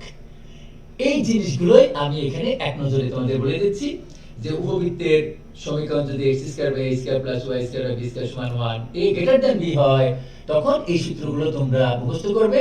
যা আমি কিছুক্ষণ আগে চিত্র একে বললাম, যে কেন্দ্রের স্থান উপবৃত্তের কেন্দ্রের স্থানাঙ্ক 0 0, বৃত্তকের দৈর্ঘ্য 2a, ক্ষুদ্রকের দৈর্ঘ্য 2b, উৎকেন্দ্রিকতা বা বিকেন্দ্রিকতা e = √1 - b²/a², নিয়ামকের সমীকরণ বা দিগাক্ষের সমীকরণ x = +-a/e, উপবৃত্তের কেন্দ্রের স্থানাঙ্ক +-a, 0, উপবৃত্তের উপকেন্দ্রিক লম্বের দৈর্ঘ্য 2b²/a, উপবৃত্তের উপকেন্দ্রিক লম্বের সমীকরণ x = +-a। এই 8টি সূত্র হলো প্রধান দরকার হয়। আর তোমরা 9 আর 10 এটা মনে রাখতে পারো, যে বৃহত্তকের উপবৃত্তের বৃহত্তকের সমীকরণ y = 0, আর ক্ষুদ্র অক্ষের সমীকরণ হলো x = 0। কারণ x অক্ষরেখার সমীকরণ y = 0, y অক্ষরেখার সমীকরণ x = 0, সেজন্য এটা আসে। আরেকটি কথা তোমরা মনে রাখবে, যে উপবৃত্তের সংজ্ঞা অনুসারে এই অঙ্কের প্রতি বছর থাকে এই সূত্রের অঙ্ক SP = E × PM, যা আমি কিছুক্ষণ আগে পড়ে আমি বলেছিলাম। SP/PM = E, সেটাই ক্রস মাল্টিপ্লিকেশন করেছি। E এর মান যদি 1 হয় তাহলে SP = PM হবে, সেটা হলো 6.1 ফর্মুলা। আর SP = E × PM, এর মান যদি 1 এর চাইতে বড় হয় বা 1 এর চাইতে ছোট হয় তাহলে SP = E × PM। এর মান যদি 1 এর চাইতে ছোট হয় তাহলে হবে আমার এই 6.3 ফর্মুলা উপবৃত্তের অঙ্ক, আর এর মান যদি 1 এর চাইতে বড় হয় তাহলে 6.3 এর অঙ্ক। আর এই সূত্রটি মনে রাখবে, SP + S'(P) = 2a, এটা দরকার হয়। এখন যদি ওই সূত্রগুলোই, এই সূত্রগুলোই যদি a ছোট হয় b বড় হয়, তখন আবার কি করবে, যেখানে a আছে সেখানে b লিখে নেবে, আর যেখানে b আছে সেখানে a লিখে নেবে, যেখানে x আছে সেখানে y লিখে নেবে, আর কোনো পার্থক্য নেই।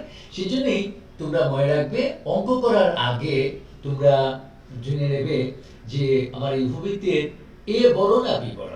যদি a বড় হয় b ছোট হয় তখন এই সূত্রগুলো, আর যদি এ ছোট হয়, বি বড় হয়, ওই উপরে যে 10টা সূত্র, এখানে সেই হুবহু সেই 10টা সূত্রই, শুধু আমি এর জায়গা বি লিখেছি, বির জায়গা এ লিখেছি, এক্স এর জায়গা ওয়াই লিখেছি, ওয়াই এর জায়গা এক্স লিখেছি, আর কোনো পার্থক্য নাই। তোমরা এই ভিডিও থেকে দেখে নিও, আর কোনো চেঞ্জ করি না। এটাই হলো আমার এই টোটাল সূত্র। এখন আমি ডিয়ার স্টুডেন্টস, এখানে মোট 3 নিয়মের অঙ্ক আছে। 3 নিয়মের অঙ্ক কি কি? যে একটি উপবৃত্তের আদর্শ সমীকরণ বা একটা উপবৃত্তের সমীকরণ দেওয়া থাকবে, সেই সমীকরণ থেকে 8টা জিনিস কি কি? উৎকেন্দ্রিকতা, উপকেন্দ্রদ্বয়ের স্থানাঙ্ক, বৃহৎকের দৈর্ঘ্য, ক্ষুদ্রকের দৈর্ঘ্য, উপকেন্দ্রিক লম্বের দৈর্ঘ্য, উপকেন্দ্রিক লম্বের সমীকরণ, দ্বিঘাক্ষের সমীকরণ, এই জিনিসগুলো আমার বের করতে পারবে। পরীক্ষায় ধরো এরকম একটা সমীকরণ দিয়ে বললো 2টা জিনিস বের করতে, তাহলে সৃজনশীলে কতে দিয়ে দিল 2 মার্কের জন্য। আর যদি 4টা জিনিস বের করতে পারে, তাহলে খতে বা গতে সৃজনশীলে জানো যে কতে 2 মার্ক, খতে হলো 4, গতে 4, খতে তোমাদের দিয়ে দেবে যদি এর থেকে 4টা জিনিস বের করতে বলে। 4টা জিনিস দিয়ে প্রতিটায় 1 মার্ক করে। এখন এই যে আমি এখানে এই জাতীয় 8টা অঙ্ক আমি সংযোজন করেছি, আই ডু বিলিভ আমি যদি আমার এই স্নাতক শিক্ষার্থী যারা আজকের এই লাইভ ক্লাসে ক্লাস করছো, অথবা ভবিষ্যতে এই ভিডিও থেকে এই অঙ্কগুলো করো, আমি যদি এই 1 নম্বর এই নিয়মের এই প্রথম অঙ্কটা করে দেই, তোমরা যে কোনো অঙ্ক করতে পারবে। সেজন্য আমি আবার বলছি, ম্যাথমেটিক্স হলো সূত্র নির্ভর সাবজেক্ট। আগে তোমাদের সূত্রগুলো বুঝিয়ে শুনে দেখে মুখস্থ করবে, তাহলে যে কোনো অঙ্ক তোমরা করতে পারবে। তাই ডিয়ার স্টুডেন্ট, প্রথম নিয়মের অঙ্ক আমি করছি কি, একটি উপবৃত্তের সমীকরণ দেওয়া থাকবে, সেই সমীকরণের এই বিভিন্ন অঙ্গ প্রত্যঙ্গ জিনিসগুলো, অর্থাৎ বৃহৎকের দৈর্ঘ্য কি, উৎকেন্দ্রিতা কি, সেই জিনিসগুলো বের করতে বলে। এর এক জাতীয় অঙ্ক। আর এক জাতীয় অঙ্ক আমি শিখাবো যে একটি উপবৃত্তের বিভিন্ন অঙ্গ প্রত্যঙ্গ ধর দেওয়া থাকলো, উৎকেন্দ্রিকতা, বৃহৎকের দৈর্ঘ্য, এরকম 2টা বা 3টা জিনিস দেওয়া থাকবে, সেই উপবৃত্তটার সমীকরণ তৈরি করবে। এর সেকেন্ড নিয়ম, যে আমি এগুলো আমি তোমাদের নিয়মের অঙ্কগুলো করে দেবো। এই ভিডিও থেকে বাকি অঙ্কগুলো তোমরা যে কোনো অঙ্ক করতে পারবে। থার্ড নম্বর অঙ্ক আমি করব যে যদি কখনো কোনো উপবৃত্তের 3টা জিনিস, ট্রাই টু রিমেম্বার 3টা জিনিস কি কি? প্রথম হলো উপকেন্দ্র, যাকে আমরা এস দ্বারা ডিনোট করি, উপকেন্দ্র বা ফোকাস এক কথা, এস দ্বারা ডিনোট করি, উপকেন্দ্র দেওয়া থাকে। আর নিয়ামকের সমীকরণ বা দ্বিঘাক্ষের সমীকরণ, এটা যদি দেওয়া থাকে। আর 3 নম্বর উৎকেন্দ্রিকতা বা বিকেন্দ্রিকতা, এই 3টি জিনিস যদি কোনো অঙ্কের ভিতরে দেওয়া থাকে, তাহলে উপবৃত্তের সমীকরণ তৈরি করতে হলে এসপি ইজিক্যাল টু ই ইন্টু পিএম, এই সূত্রটি ব্যবহার করতে হয়। এখানে পি কি?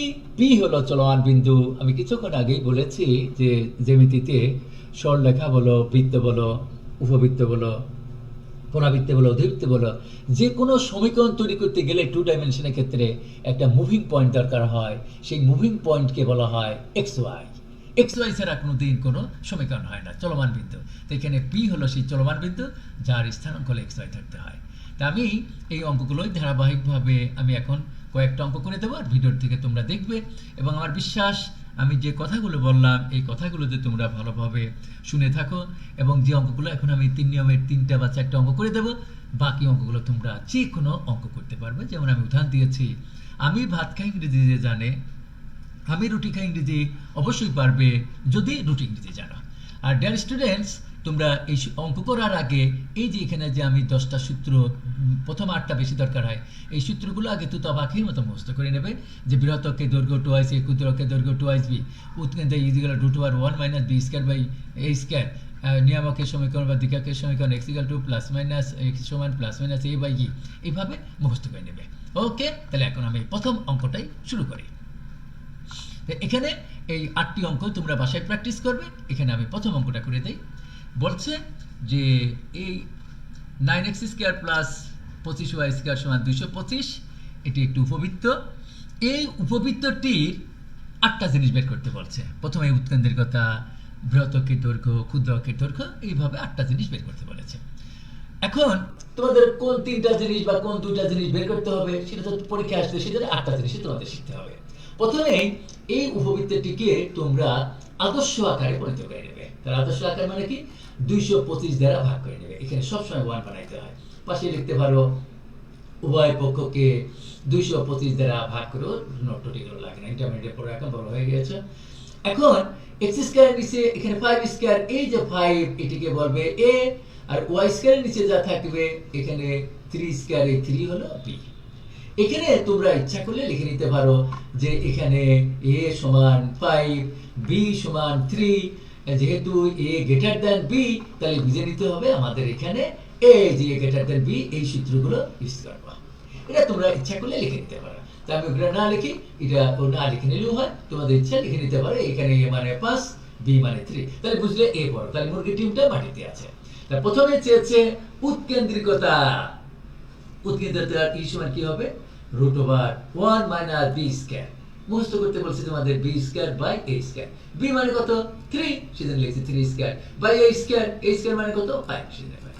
ডিয়ার স্টুডেন্টস, যদি এখানে আমি এই যে কার্সর দেখতে পাচ্ছি, এখানে যদি লিখে নিতাম আমি একটু দ্রুত কথা বলছি যে আমি অঙ্ক বেশ কিছু অঙ্ক করবো, সেই জন্য এগুলো ভিডিও থেকে দেখে নেবে যে a সমান 5, b সমান 3 যদি এখানে লিখে নাও তাহলে এখানে সূত্রটা লিখে নিও যে গ্রেটার দ্যান b, অতএব উৎকেন্দ্র e সমান √1 - b স্কয়ার বাই স্কয়ার। এটা লিখে নিলে ভালো হয়, না লিখলেও কোনো অসুবিধা হয় না। যেমন তোমরা যখন দ্বিপদীভূত বাইনোমিয়াল থিওরেম করেছো, NCR ওই সূত্রটা আমরা লিখি না, সরাসরি n মানে যদি 12 হয় 12 লিখি, আর NCR এর মান যদি 4x স্কয়ার হয় সেই 4x স্কয়ারই লেখো, তখন তার এই সূত্র লেখা এখানে সেরকম।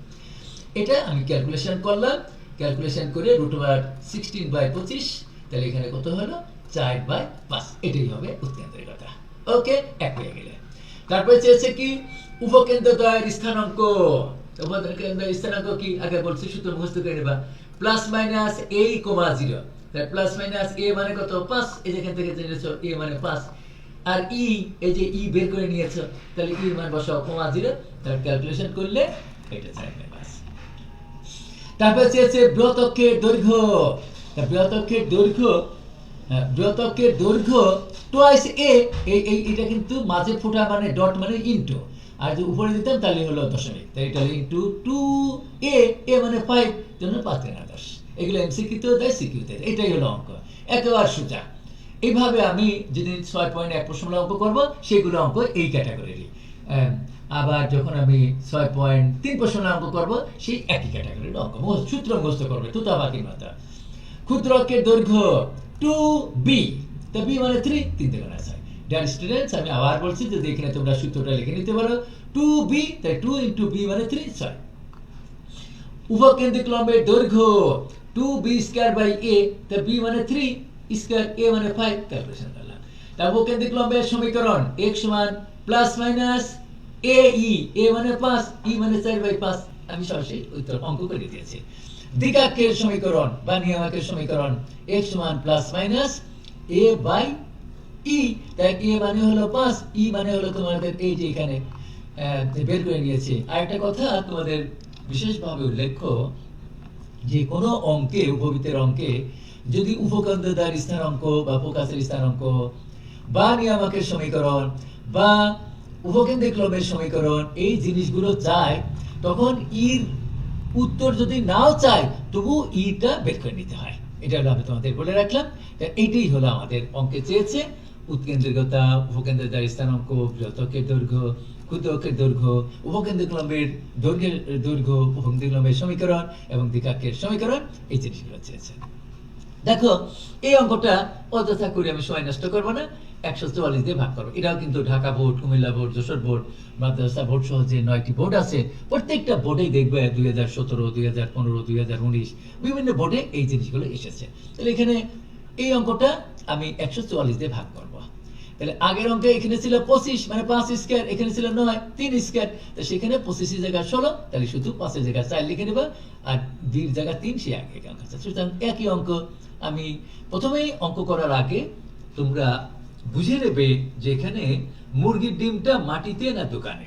আমি এটা দুষ্টামি করে কথা বললাম, মাটিতে হলো এ যদি বীর চাইতে বড় হয়, আর এ যদি বীর চাইতে ছোট হয়, তখন কিন্তু মুরগির ডিমটা এই যে দোকানে বা ফ্রিজে চলে যায়, ওই তাকে রাখা। তো এখানে এ যেহেতু 4b হলো 3, তাহলে মুরগির ডিমটা মাটিতেই আছে। অর্থাৎ তাহলে ফার্স্ট কাইন্ডের যে সূত্রগুলো আমি এখানে এখানে বলেছিলাম, এই যে এই সূত্রগুলো, অর্থাৎ এই যে মুরগির ডিমটা মাটিতে আছে, এই সূত্রগুলো দরকার হবে। আর যদি এ ছোট হয় বি বড় হয়, তখন মুরগির ডিমটা যে এরকম হয়ে যায়, এটাই আমি বলতেছি। তখন হলো এই সূত্রগুলো এই যে এর জায়গা বি লিখবে, বির জায়গা এ লিখবে, এক্স এর জায়গা ওয়াই, ওয়াই জায়গায় এক্স। ওকে, তাহলে এই অঙ্কটাও এর অযথা আমার এই প্রথম কাইন্ডেরই এই অঙ্কটা করার দরকার নেই। যেভাবে আমি ভিডিও হওয়ার জন্য এটা করে দিলাম, এটা এই যে দেখো এখানে যে বৃহত্তকের দৈর্ঘ্য 2a, a মানে 4, তাহলে এটা তুতা পাখির মতো সূত্রগুলো মুখস্থ করবে। উপকেন্দ্রিক লম্বের দৈর্ঘ্য 2b²/a, এইভাবেই করবে। এই অঙ্কটি আমি আবার বলি যে এখানে বলছে দেখো 2 নম্বর পি এর মান, এগুলো বিভিন্ন বোর্ডে আসছে এবং বাংলাদেশের যতগুলো ইন্টারমিডিয়েট কলেজ আছে, যে কোনো কলেজের টেস্ট টেস্টে এর বাইরে কখনো কোনো অঙ্ক দেবে না। পি এর মান কত হলে এই উপবৃত্তটি 6,4 বিন্দু দিয়ে অতিক্রম করে উপবৃত্তটির উৎকেন্দ্রতা এবং উপকেন্দ্রের অবস্থান নির্ণয় করো। উপকেন্দ্রের অবস্থান মানেই হলো উপকেন্দ্রের স্থানাঙ্ক। তাহলে তোমরা জানো যে কোনো সরলরেখা বা কোনো বৃত্ত বা কোনো উপবৃত্ত যদি কোনো বিন্দু দিয়ে যায়, তাহলে সেই বিন্দু দ্বারা ওই উপবৃত্তটি সিদ্ধ হয় বা ওই সরলরেখাটি সিদ্ধ হয়। সিদ্ধ হওয়ার অর্থই হলো এক্স এর পরিবর্তে আমি 6 বসাবো, ওয়াই এর পরিবর্তে এখানে 4 বসাবো। তাই বসিয়েছি। উত্তর দেখো, যেহেতু x² p প্লাস y² সমান 1 উপবৃত্তটি এত 6,4 বিন্দু দিয়ে যায়, তাহলে x এর পরিবর্তে 6 বসাও, y এর পরিবর্তে 4 বসাও। বসিয়ে এখানে তোমরা ক্যালকুলেশন দেখো, ক্যালকুলেশনটা অতি সহজ করে আমি p এর মান বের করেছি। p এর মান 100। এই p এর মান তাহলে 100, এই 1 পেয়ে গেলে p এর মান চেয়েছে। এখন যদি তোমরা কোনো উপবৃত্তের 8টা অঙ্গ কিছুক্ষণ আগে বলছি, বৃহত্তকের দৈর্ঘ্য, উৎকেন্দ্রিকতা, নিয়ামকের সমীকরণ, বৃহত্তকের দৈর্ঘ্য, এগুলো বের করতে চাও, তাহলে তোমার জানতে হবে what is the value of a এবং what is the value of p, যেমন what is the value of b. এখানে বির মান হলো 5, কিন্তু এর মান কত আমরা জানতে পারছি না। সেজন্যই পির মান যদি আমি এখানে বসিয়ে দেই, তাহলে এখানে 100, তাহলে 100 এর কত স্কয়ার করলে 100 হয় 10 স্কয়ার। তাহলে এখানে ডিয়ার স্টুডেন্টস তোমরা বুঝতে পারছো আমি যে 1 নম্বর অঙ্কটা করেছি সেখানে ছিল 5 স্কয়ার আর এখানে ছিল 3 স্কয়ার। তাহলে এখানে 3 এর পরিবর্তে 5 লিখবা আর 5 এর পরিবর্তে 10 লিখবা। সুতরাং এখানে a মানে 10, b মানে 5, সুতরাং মুরগির ডিমটা মাটিতে আছে, মানে a is greater than b। আমি আবার বলছি, তোমরা এখানে লিখে নিতে পারো, অতএব a সমান 10, b সমান 5, অতএব a গ্রেটার দ্যান b, মানে বুঝাই দিলে একবার a b চাইতে বড়। তাহলে অতএব উপবৃত্তটির উৎকেন্দ্রিকতা e সমান √1 minus b square by square. তাহলে এখানে সূত্রটা লিখে নিয়ে তার মান বসিয়ে। ওকে, প্রথম চেয়েছে উৎকেন্দ্রিকতা, তারপরে চেয়েছে উপকেন্দ্র দ্বয়ের স্থানাঙ্ক, এই দুটো জিনিস চেয়েছে। কিন্তু আমি বৃহত্তকের দৈর্ঘ্য, ক্ষুদ্রকের দৈর্ঘ্য, নিয়ামকের সমীকরণ, আরো যে বাকি গুলো আমি বের করতে পারি। উপকেন্দ্র দ্বয়ের স্থানাঙ্ক প্লাস মাইনাস এ ই, বলার সময় বলবা প্লাস মাইনাস এ, এ মানে সঙ্গে সঙ্গে লিখবা 10 ইন্টু ই, ই মানে √3/2 কমা 0, কেন উপকেন্দ্র যেহেতু x অক্ষের উপরে। এটাই আমার উত্তর চেয়েছে। 3 নম্বর অঙ্কটাও হুবহু যে 2 নম্বর অঙ্কটা করলাম এটাই, এটা তোমরা ভিডিও থেকে দেখে নিও। একই অঙ্ক, এগুলো প্রত্যেকটা অঙ্ক বিভিন্ন বোর্ডে বিভিন্ন কলেজে এসেছে। এখন আমি আরেক জাতীয় অঙ্ক, এটা হলো আমার তৃতীয় জাতীয় অঙ্ক, থার্ড জাতীয় অঙ্ক, যে যদি কখনো কোনো উপবৃত্তের, এই অঙ্কগুলো প্রতি বছর থাকে, যে একটা উপবৃত্তের যদি 3টি জিনিস, কি কি? উপকেন্দ্র, যাকে আমরা এস দ্বারা ডিনোট করি, দ্বিকাক্ষ বা নিয়ামক, ডিরেক্ট্রিক্স ইংরেজিতে বলে, এবং উৎকেন্দ্রিকতা, ইসেন্ট্রিসিটি, এই 3টি জিনিস যদি দেয়া থাকে, সেই উপবৃত্তের যদি সমীকরণ তৈরি করতে চাও, তাহলে SP = EF এই সূত্রটি ব্যবহার করতে হয়। এই অঙ্কগুলো আমরা যখন 6.1 প্রশ্নটা করব সেখানেও আমাদের দরকার হবে, 6.3 প্রশ্নটা অঙ্ক করব সেখানেও দরকার হবে। উল্লেখ্য যে 6.1 প্রশ্নটা পরাবৃত্তের বেলা ই মান 1, তখন ই থাকবে না, তো সূত্র লিখবো SP = PM। যখন এই অঙ্কগুলোই আমি 6.3 প্রশ্নটাই করব, সেখানে এই ই মানটা শুধু 1-এর চাইতে বড় হবে। এটাই হলো ডিয়ার স্টুডেন্টস। তাহলে এই অঙ্ক আমি একটা অঙ্ক দেখিয়ে দিই, আমার এখানে 3টে অঙ্ক করা আছে, বাকিগুলো তোমরা ভিডিও থেকে দেখে নেবে। মনে করি উপবৃত্তের উপর যে কোনো বিন্দু পি এক্স ওয়াই, আমি বলেছিলাম যে যে কোনো সমীকরণ, সরলরেখা, বৃত্ত, উপবৃত্ত, পরাবৃত্তের সমীকরণ তৈরি করতে গেলে একটি মুভিং পয়েন্ট দরকার হয়, চলমান বিন্দু দরকার হয়, চলন্ত বিন্দু দরকার হয়। সেটিকে আমরা সাধারণত পি দ্বারা ডিনোট করি, তার স্থানাঙ্ক এক্স ওয়াই। এই এক্স ওয়াই ছাড়া কোনো সমীকরণ হতে পারে না চলমান বিন্দু। এস হলো উপকেন্দ্র, 3,4 তার উপকেন্দ্র, ও পি থেকে দিকাক্ষ এত এর উপর লম্ব দূরত্ব পিএম এবং উৎকেন্দ্রিকতা ই ইকুয়াল টু 1/3। এই অঙ্কটাই আমি লক্ষ লক্ষ অঙ্ক তৈরি করতে পারি। এখানে দিয়ে দিলাম 2/3, তাহলে একটা অঙ্ক হয়ে গেল। এখানে দিলাম -3, -5, একটা অঙ্ক হয়ে গেল। এখানে x + y -2 আছে, আমি দিলাম +2, তাহলে একটা অঙ্ক হয়ে গেল। x - y + 2 = 0 দিয়ে দিলাম, বা x - 5y + 29 = 0, একটা অঙ্ক হয়ে গেল। সুতরাং তোমরা অঙ্কে নিয়ম শিখবে। এই জাতীয় অঙ্ক তোমরা টেস্ট পেপারে দেখবে, বিভিন্ন কলেজে আসছে এবং বোর্ডেও আসছে। তাহলে উপবৃত্তের সংজ্ঞা অনুসারে পাই এসপি সমান ই ইন্টু পিএম, যা আমি কিছুক্ষণ আগে বোর্ডে শিখিয়েছিলাম। এসপি মানে কি? এস থেকে পি বিন্দুর দূরত্ব। আচ্ছা, ঢাকা থেকে আরিসের দূরত্ব আর আরিসের থেকে ঢাকার দূরত্ব একই কথা।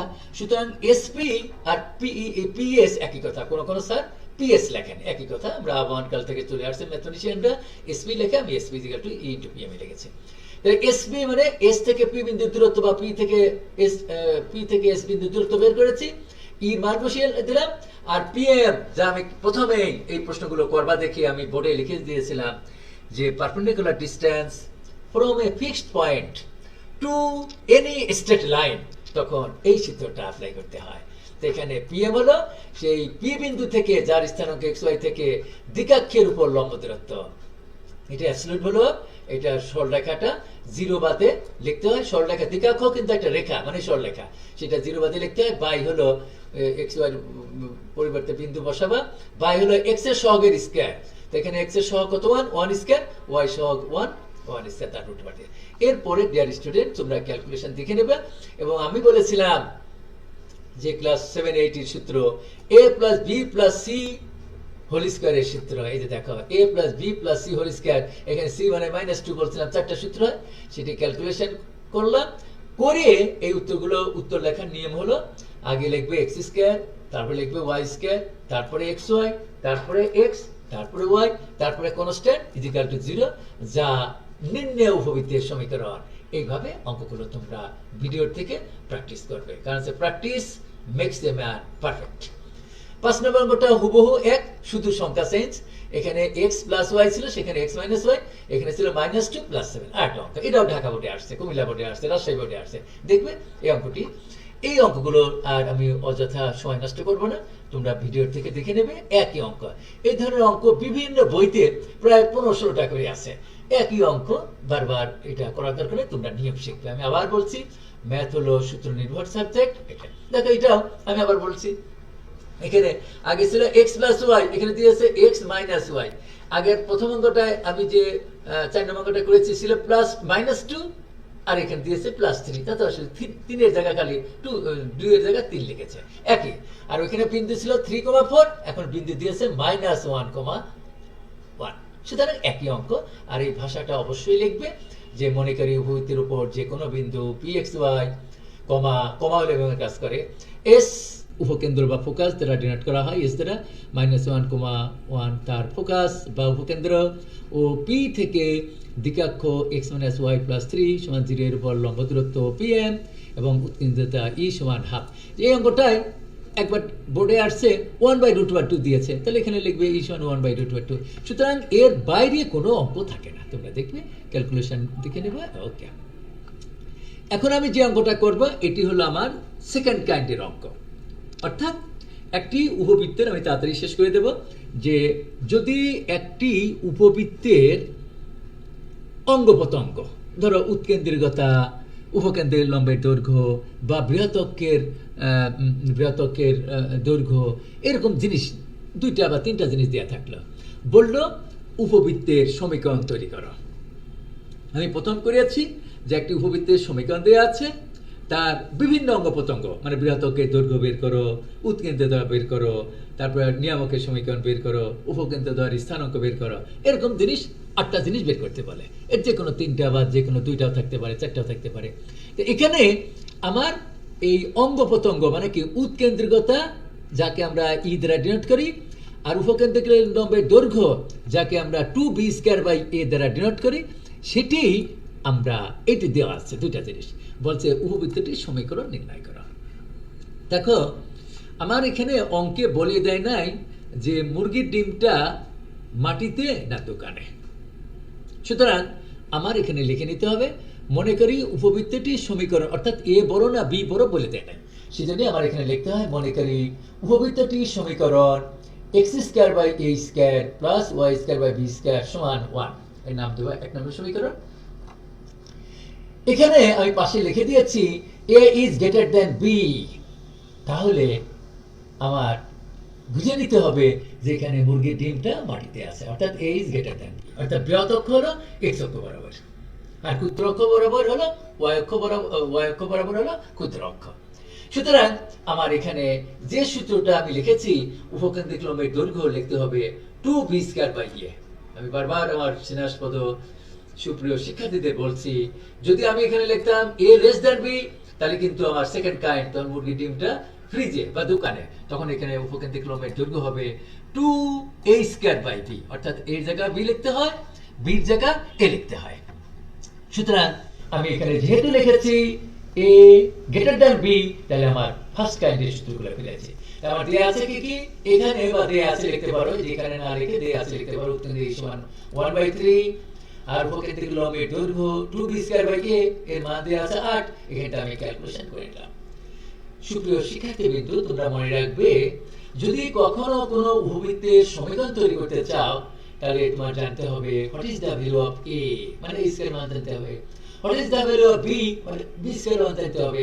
সেজন্য আমার যে কন্ডিশন গুলো দেয়া আছে সেই কন্ডিশন থেকে আমি a² আর b² এর বা a আর b এর মান বের করে 1 নং সমীকরণে বসিয়ে দেব, সেটাই হবে আমাদের উত্তর। যা এখন আমরা জানি e সমান √1 - b²/a², আমরা উৎকেন্দ্রিতার সূত্রটা জানি। সুতরাং এইভাবে আমি e এর মান বসিয়ে দিলাম, আর এখানে b² এর মান 4a আমি এখানে করে নিয়েছি, একটা সমীকরণ তৈরি করেছি 2 নম্বর, b² বলতে a² 4a বসালাম, করে ক্যালকুলেশন করলাম। আমার উদ্দেশ্য কি a বা ও b এর মান বের করা, অর্থাৎ a² ও b² মান বের করা। আমি ক্যালকুলেশন করে এখান থেকে দেখতে পাচ্ছ আমি এই অঙ্কটা এক পৃষ্ঠায় আটানোর জন্য আমি এই অরগুলো পাশাপাশি দিয়েছি, তোমরা কিন্তু নিচে নিচে দেবে, এটা আমি বারবার বলে দিচ্ছি। তাহলে 4/a = 8/9, এখানে উভয় পক্ষে 4টা ভাগ করে দিলাম, 1/a = 2/9, তাহলে অর্থাৎ a = কত 9/2। and a² মান আমি এও রাখতে পারি, a² এর মান যেহেতু দরকার আগে এখানে a² করে নিলাম, অর্থাৎ a² মান কত 81/4 বর্গ করে নিলাম। এখন a এর মান 2 নং সমীকরণে বসিয়ে যদি দেই তাহলে b² এর মান পাবো, তাহলে এখানে b² সমান এই যে মান বসিয়ে দিলাম, বসিয়ে আমার এখানে এর মান 9/2 আর এর b² মানে 8 18।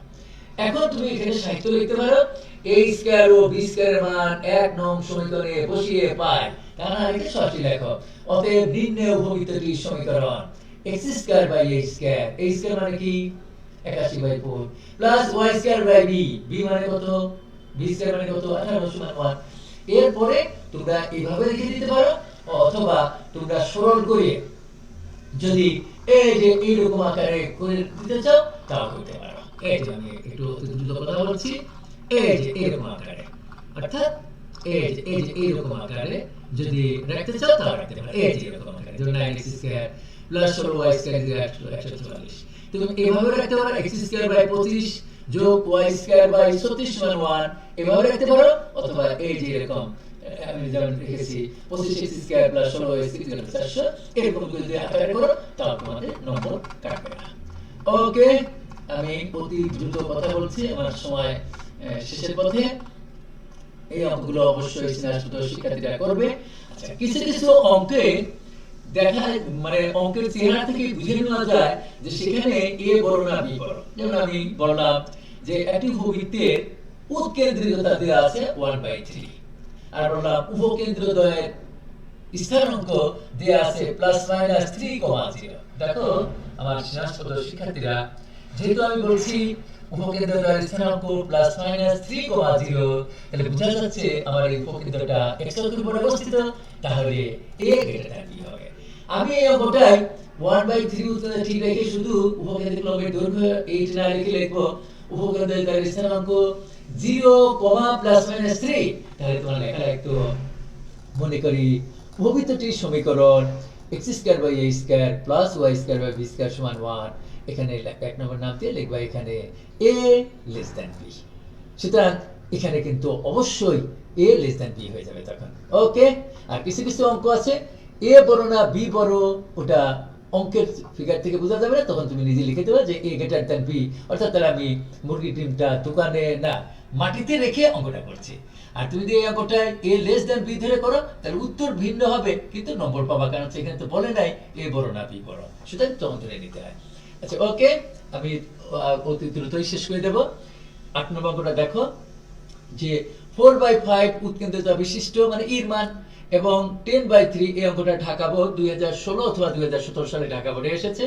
2016 সালে খুব সম্ভবত 10/3, √5 বিন্দু দিয়ে অতিক্রমকারী উভয়তের অক্ষ দুটির স্থানাঙ্কের অক্ষ দুটির উপর অবস্থিত উভয়তের সমীকরণ নির্ণয় করো। তাই লেখো, মনে করি উভয়তের সমীকরণ x² যোগ y² সমান 1, এর নাম দাও 1, এখানে a is greater than b। এখন আমার কিসের মান দরকার, what is the value of a and what is the value of b, বা a² ও b² মান বের করে এখানে বসিয়ে দেবা। তো যেহেতু এক নম্বর উপবৃত্তটি 10/3, √5 বিন্দু দিয়ে যায়, সুতরাং আমার x এর মান 10/3 আর y এর মান √5 বসালাম, বসে ক্যালকুলেশন করে এখানে নাম দিলাম, এর নাম দিলাম 2। আর দেয়া আছে, আর এখানে এক কথা তোমরা লিখতে পারো, দেয়া আছে উৎকেন্দ্রিতা সমান 4/5। এখন বা এখানে লিখতে পারো আমরা জানি হানিও না লিখলেও চলে, e সমান √1 - b²/a², এখানে e মান জানা, আর এখানে b² কিছু জানা না, এটা ক্যালকুলেশন করলাম, ক্যালকুলেশন করে আমি a² এর আপাত মান বের করলাম 25, b²/9, এটার নাম দিলাম 3। এখন এই a² এর মান, এটা a² এর আপাত মান, এই মানটা আমি কোথায় বসিয়ে দিলাম, আমি এই 2 নং সমীকরণে বসিয়ে দিলাম। তোমরা এখানে লিখতে পারো a² সমান 25, b²/9 2 নং সমীকরণে বসিয়ে পাই, একই কথা। এইভাবে আমি এখান থেকে b² মান বের করলাম। আবার এই b² এর মান যদি আমি এই 3 এ বসিয়ে দেই তাহলে আমি a² এর মান পেয়ে যাব, তাহলে a² এর মান আমি পেয়ে গেলাম 25। এখন তোমরা লিখতে পারো a² ও b² এর মান 1 নং সমীকরণে বসিয়ে পাই, দরকার নেই সরাসরি লেখা হতে নিম্ন উভয়তির সমীকরণ। তোমরা x²/a² মানে 25 যোগ y²/9 সমান 1 এভাবে লিখতে পারো, অথবা তোমরা অর লসাগু করো, 225 লসাগু 9x² প্লাস 25y² সমান 225, সেই রকম আকারেও লিখতে পারো। এভাবে রাখলেও ফুল মার্কস পাবে। এখন তোমরা ইচ্ছা করলে লসাগু করে 225 লসাগু হয় 9x² প্লাস 25y² সমান 225, এভাবে রাখতে পারো। ওকে, এর গুলো দেখো 9 নম্বর অঙ্কটি, উপবৃত্তের অক্ষ দুটিকে x ও y অক্ষ ধরে 2,2 মানে একটা বিন্দু ও 3,1 বিন্দু দিয়ে অতিক্রমকারী উপবৃত্তের সমীকরণ নির্ণয় করো এবং এর উৎকেন্দ্রিকতা নির্ণয় করো। তাহলে এখানে লেখো, এখানে কোনটা বড় কোনটা ছোট সেজন্য আমরা জানি না, a গ্রেটার দ্যান b লিখতে হবে। মনে করি উপবৃত্তের সমীকরণ x²/a² যোগ y²/b² সমান 1, এর নাম দাও 1। যেহেতু এক নম্বর উপবৃত্তটি 2,2 মানে x এর মান 2 y এর মান 2 বিন্দু দিয়ে যায়, 3,1 x এর মান 3 y এর মান 1 বসিয়ে আমি দুইটা সমীকরণ তৈরি করে নিয়ে, তোমরা 19 এ যে প্রতিস্থাপন অপনয়ন পদ্ধতিতে x আর y মান বের করেছো, সেইভাবে আমি সমান করে এই গুণ করে a² ও b² এর মান আমি বের করে নিলাম। এখন b² এর মান ওইখানে বসিয়ে a² এর মান বের করলাম। এখন লিখতে পারো a² ও b² এর মান 1 নং সমীকরণে বসিয়ে পাই, তা না লিখে লেখো নিম্ন উপবৃত্তটির সমীকরণ নির্ণয় করতে গেলে তো বসাইতে হবে, a² ও b² মান বসিয়ে এই যে এরকম আকারে রাখলাম। আবার যদি এভাবে রেখে দাও তাও ফুল মার্কস পাবা। ওকে, এখান থেকে আমরা 8টা জিনিস বের করতে পারি: বৃহৎ অক্ষের দৈর্ঘ্য, ক্ষুদ্র অক্ষের দৈর্ঘ্য, উৎকেন্দ্রিকতা, নিয়ামকের সমীকরণ, বাতিকাকের সমীকরণ, উপকেন্দ্রিক লম্বের দৈর্ঘ্য, উপকেন্দ্রিক লম্বের সমীকরণ, এগুলো আমরা বের করতে পারি। এখানে আমার শুধু একটা জিনিস দিয়েছে, উৎকেন্দ্রিকতা, ইসেন্ট্রিসিটি বা বিকেন্দ্রিকতা। সূত্র হলো √1 1 minus B square by A square. কেন? যেহেতু এখানে আমার এ বড় বি ছোট, সেখানে এটা লিখতে হবে। আর যদি এ ছোট তো বি বড় হতো, তাহলে লিখতাম E equal to root over 1 minus A square by B square. এইভাবে আমি অঙ্কগুলো করলাম।